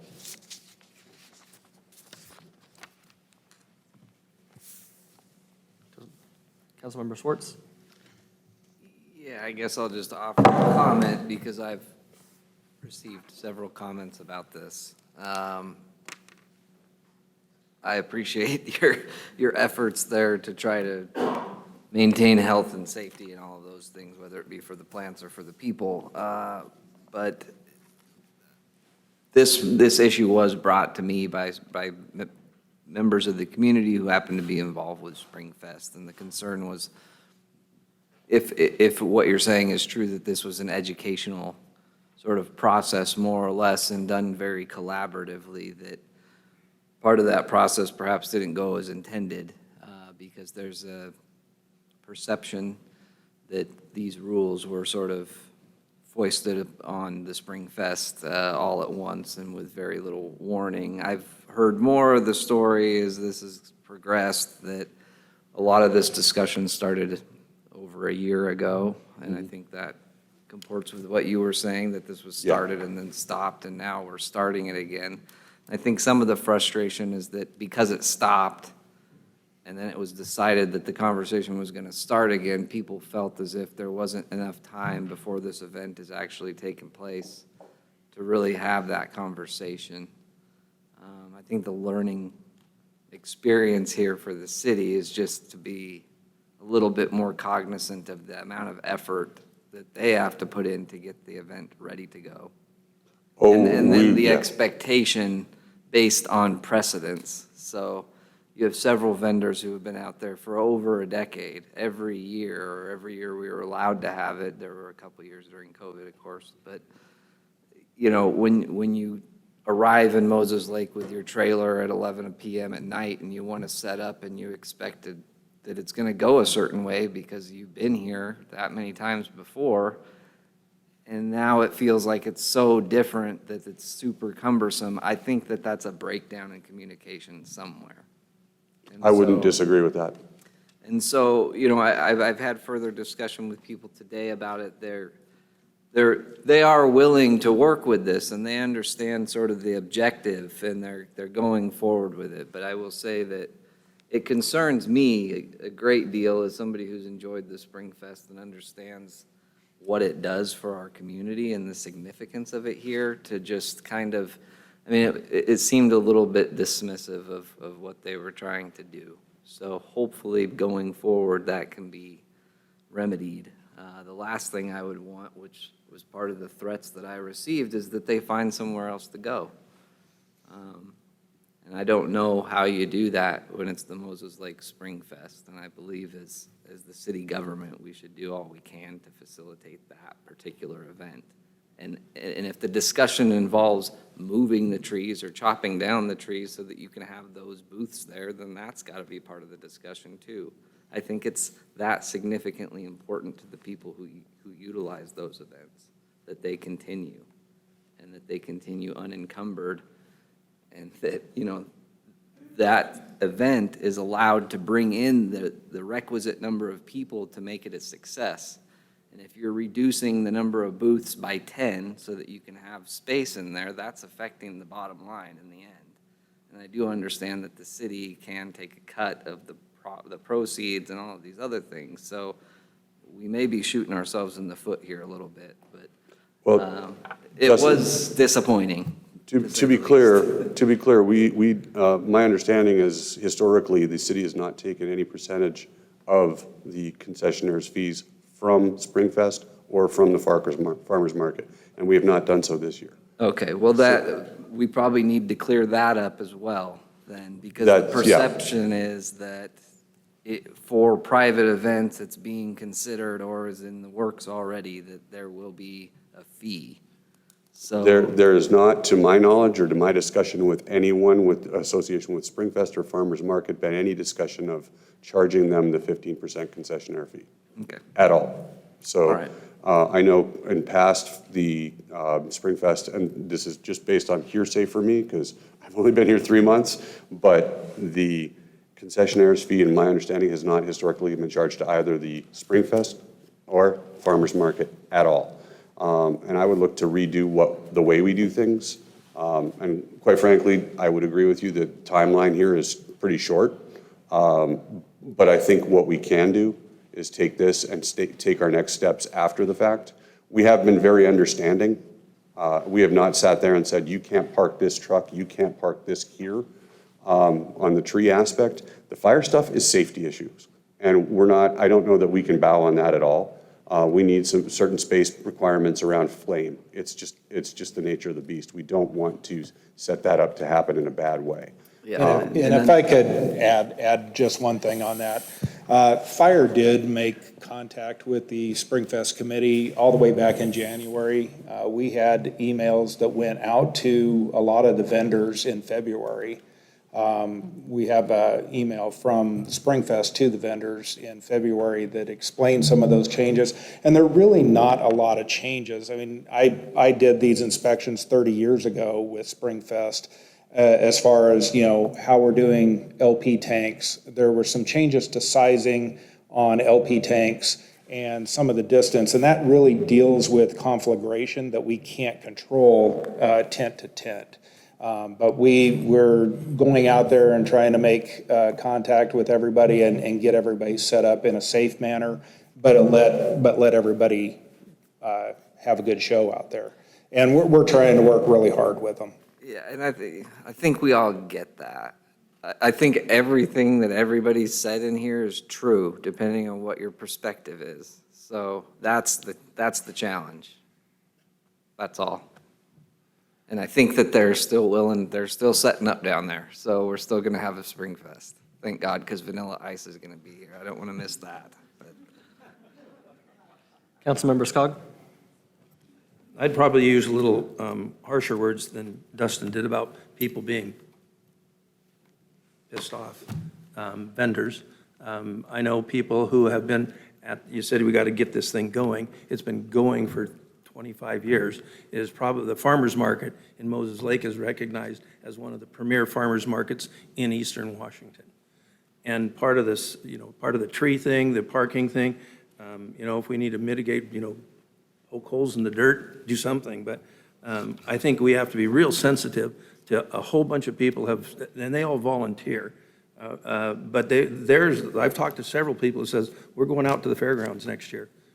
So however this is happening, we need to keep that farmer's market in downtown. That's a really big deal for the summer. And I know you've said you've been here for 3 months. Well, then maybe part of the plan will be is, let's look at how we did it this year. Don't make any changes. Talk about the changes over the next year rather than the next month when it's going to happen. I'm glad you're here, but, it's don't rock the boat so much at day one. That would be my thoughts. And as far as fire stuff goes, Brett, I don't know if there's different things, or I understand I know when talking to people with that, it was, well, we don't know who's going to be here. Well, they want to know where we're going to put who. Well, we don't know who is yet. And that became a real tangled up mess, rather than just, hey, let's get it done. I know talking about events. I know there was a BM Park event that had planned on having some vendors.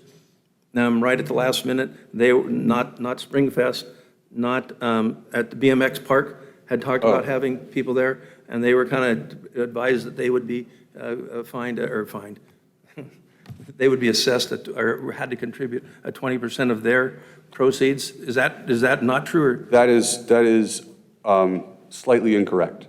They are not exempted from the 15% concessionaires fee. Okay. So their concessionaires would be paying the city 15% of the revenue they generated for that event. Now, Okay. they had told us initially that they didn't have any vendors, but as of today, they have 4. So in that small BMX track, they will have, I believe, 3 food vendors and a drink vendor that have already signed up with the 15% in place. Is it important that we get 15%? It is, in my understanding, and I'll defer to the legal expert in the room, that we cannot allow people to charge money for services or food on our property, and we should be taking a certain percentage of that, or it is gift of public funds. But that is my understanding. Legal counsel? That's okay. Are we required to have a fee or a percentage from vendors on public property, or on city property? We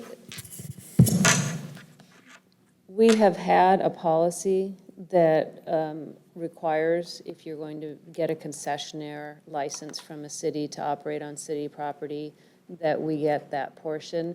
But we've typically applied that to vendors who have exclusive use of a park where they're operating. For example, we've had a license where we charge the concessionaire fee to Tacos Mikasa, who operates the vending booths, I believe, at Larson Playfield, because they're the only vendor allowed to vend there. Okay. So in these community events, specifically or particularly like Farmers Market and Springfest, where the city is a sponsor, a co-sponsor on those events and participates, we don't charge the concessionaire fee. So could that have that same attitude or concept applied to the BMX park? Technically, I guess it could. The application was not, we also have outboard races that have vendors. We charge them the 15% fee. They're using Cascade Park. So this has just been, those two specifically, the Farmers Market and Springfest were not charged the fee historically, and that's why they were exempted from it. All other users have been charged the 15%. I'm just trying to think of something that could have started this little fledgling, have some hot dogs when you're 4-year-olds riding a bicycle. Might have been a nice way to do it. But, okay. But back to the, I think we need to really watch what we're doing as a city as far as those, particularly Springfest and Farmers Market, that we want to make sure that they're a part of what they're doing. And it's volunteer stuff. They're not paid to do that, and it takes a whole lot of work. And we owe it to them to make it as seamless and as flowing as possible. And that's been going on for a lot of years. Councilmember Schwartz? I might have just hit the button just for fun. Sorry. One thing I'd like to clarify on that, Councilman Skog, is the farmers market folks are businesses. They are not volunteers. The Springfest folks are volunteers. I will be very clear on that. I don't want to mess with their business either. It is not my intention to mess with any of these things. Okay. We want them to continue and be the best they can be, and we're trying to help them do that while also taking care and being good stewards of our parks. Those are all of our roles. So that's what we're trying to do, and we're trying to work with them collaboratively, and we have been communicative, and we will continue to do that. Does our watering plan, I mean, I've noticed actually, as long as we're kind of on the health of trees and watering stuff, I've noticed that a lot of the parks just seem to be underwatered right now, as far as they're browner than they used to be. I don't know if that's, is to have that. It's probably more of a function of the early heat we had rather than the lack of watering.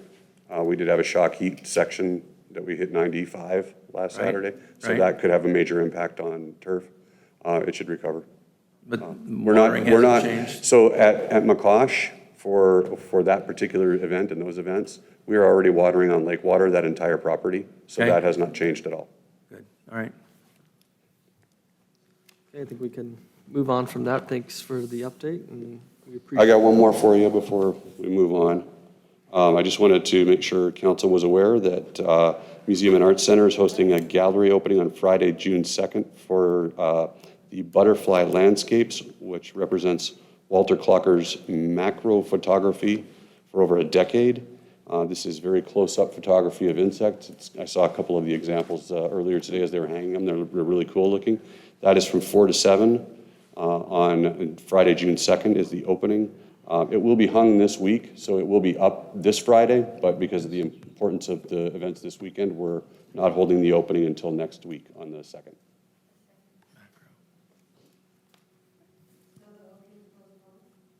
The opening is not postponed, it was scheduled later.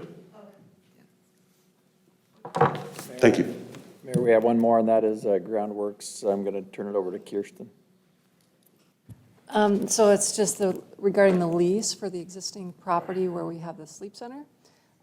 We have, prior to meeting with the owner, we had met as staff to go over all of the requirements to make the property meet all the planning requirements in the code, having proper fencing and landscaping and surfacing on the site.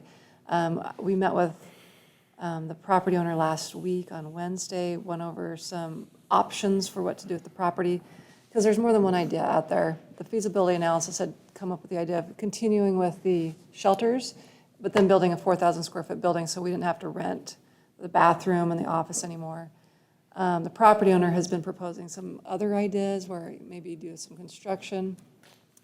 The idea he had floated a couple months ago was the idea of one large building as a shelter to house the guests inside of there. But we had further discussion last week, came up with a different proposal of having some units that just, they were constructed units, not sheds anymore, but like doors facing outwards. So we were talking through a lot of ideas. I got some quotes from Pallet Shelter as well for us to look through.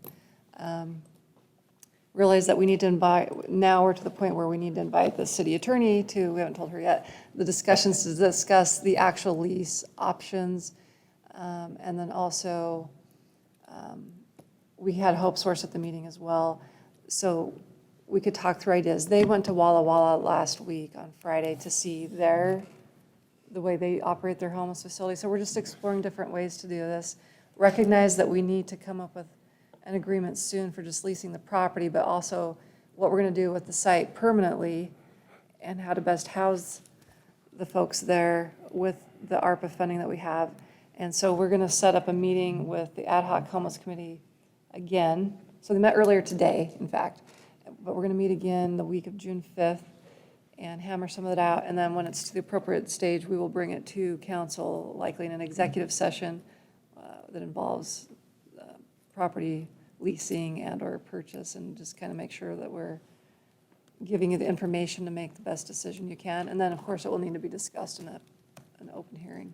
So work is just commencing on that, and he's got creative ideas because he now has the 2 acres next to it as well. And just talking about how much property we actually need and planning ahead for the future with, we have to have enough units for the PIT count, which was 37. This past winter, we have 38 units. So, we're looking at, planning ahead appropriately, but that's just a status update. And that's it for admin reports. Councilmember Schwartz. Thank you for your work on that, Kirsten. One thing I just wanted to touch on, I do like the idea of the permanent fencing. Oh, yes. Yeah, so as we move forward with this, I would urge you to keep that in the plan for sure. And then, I think when we were talking about this before, Deputy Mayor Martinez brought up, it's probably better to have the individual structures. Is that kind of the thinking? So the concept drawings, I guess, and Hope Source also liked this newer concept where it is one building. They are individual units, and the door leads out. So previously, it was one building, and everything led in. These would lead out, which would then, that could potentially work. Okay. Yeah. We're talking through options about, Yeah. is it something that the property owner could Yeah, those could become build mini for us storages versus- one day, couldn't they? They could. Okay, all right. With heating in there. But we're, like I said, I've got quotes for the pallet shelters as well, which they last longer, but we're going through options. But what we're going to really focus on is just making sure we've got the property leased. And then we will come back with varying ideas for you to consider. Okay, we can move on to the council committee reports. We'll start with Councilmember Swartz. Let's see, we met with the Community Development Municipal Services and Parks, and we did cover a lot of what we talked about already in the meeting. Not to beat you up again, Doug, but Doug did bring something, and I said I would bring it up tonight, which is going back to watering and potentially dry scaping a lot of the parking, the planter strips. I think roundabouts were talked about. One area that was identified, or I know people have talked to me about it, is on Pioneer Way in the planter strips there. There's a dry area. I think what you said is that the irrigation has been damaged in that portion of Yeah, correct. Pioneer Way. So I can address that. There is a section in front of the Enzo Restaurant, between Enzo Restaurant and the road, where the irrigation has consistently been damaged. We are converting that to xeriscaping as we get a chance to, and when we get in there, so we will take that out and we will not replace the grass in there. It just seems to be a waste if we're gonna, the areas that we're wasting the most water are our planter strips, our medians, those roundabouts, because we have more overspray in those areas. So the higher percentage per cubic area, or square area, is being wasted on those spots. And I brought up just the concept of the idea of we could look at starting to shut off the water in those areas, either in series as we get to them, or if the council has, and community has a pain point at shutting it all off and just letting it, naturally die off and replacing it as we can. It's really a question of what our pain point is and what we want to see out there, versus how much water. So it's just a concept at this point. We are only planning to do that one section because it needs repair, but I'm happy to answer any other questions. Yeah, I guess I just wanted to bring it up because it's something that we can discuss going forward, but there was one project, I believe, that was given as an example today where a church group, I believe, replanted on Grape Drive? Grape Drive, yes. And so what I heard is that the plants that they've selected, or this is a possibility where we can still have vegetation, but you're saving literally 90% of the water that we currently use. So it's not like we're gonna have rocks and concrete everywhere. We could still have things to replace it, but there's going to be periods of ugliness in between there. So it's just something that we all need to think about and kind of make a decision how we want to move forward on that. That's all I had. Councilmember Madewell. I don't have anything. Councilmember Fancher. Did have an EDC meeting, but not a lot was talked about. Councilmember Scott. Deputy Mayor Martinez. Just a reminder during the watershed council meeting that the health district is still looking for volunteers to surveillance and sample the lake so that we can keep an eye on it and tackle issues earlier than later. So they do, I know when I mentioned it the last time, I don't know, 2 meetings ago, they didn't have it on their website yet, but it is up on their website now to go ahead and volunteer. That's it. So just a couple items. The ad hoc homeless committee met today. We looked at a couple conceptual drawings of potential site plans for the homeless shelter. There was a lot of good questions asked, specifically funding and how to use certain funds and what can we do, what can't we do. So they're going to bring back some more information, and then once we kind of have a better idea, we can present options to the full council. I'll add to that, sorry, Mayor Myers. The conversation also made sure to include the county in this discussion. Yeah. In these discussions, I should say. My other item with the GTA, we had an interview for for our general manager. We decided to pass on that particular applicant. So we're back to the drawing board. We did authorize an increase for the wage to see if we can attract a candidate. We were definitely on the low end. We looked at comparables, and we were way lower than a lot of other transit centers in the eastern Washington. So that is all I have.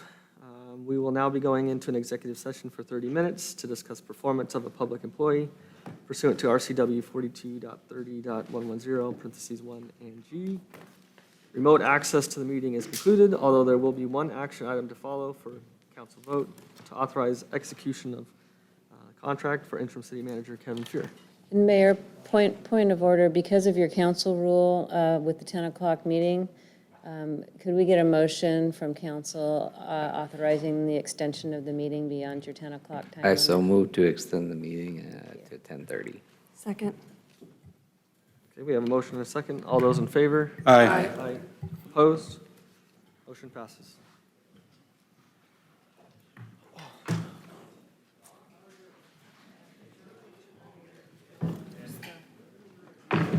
Oh.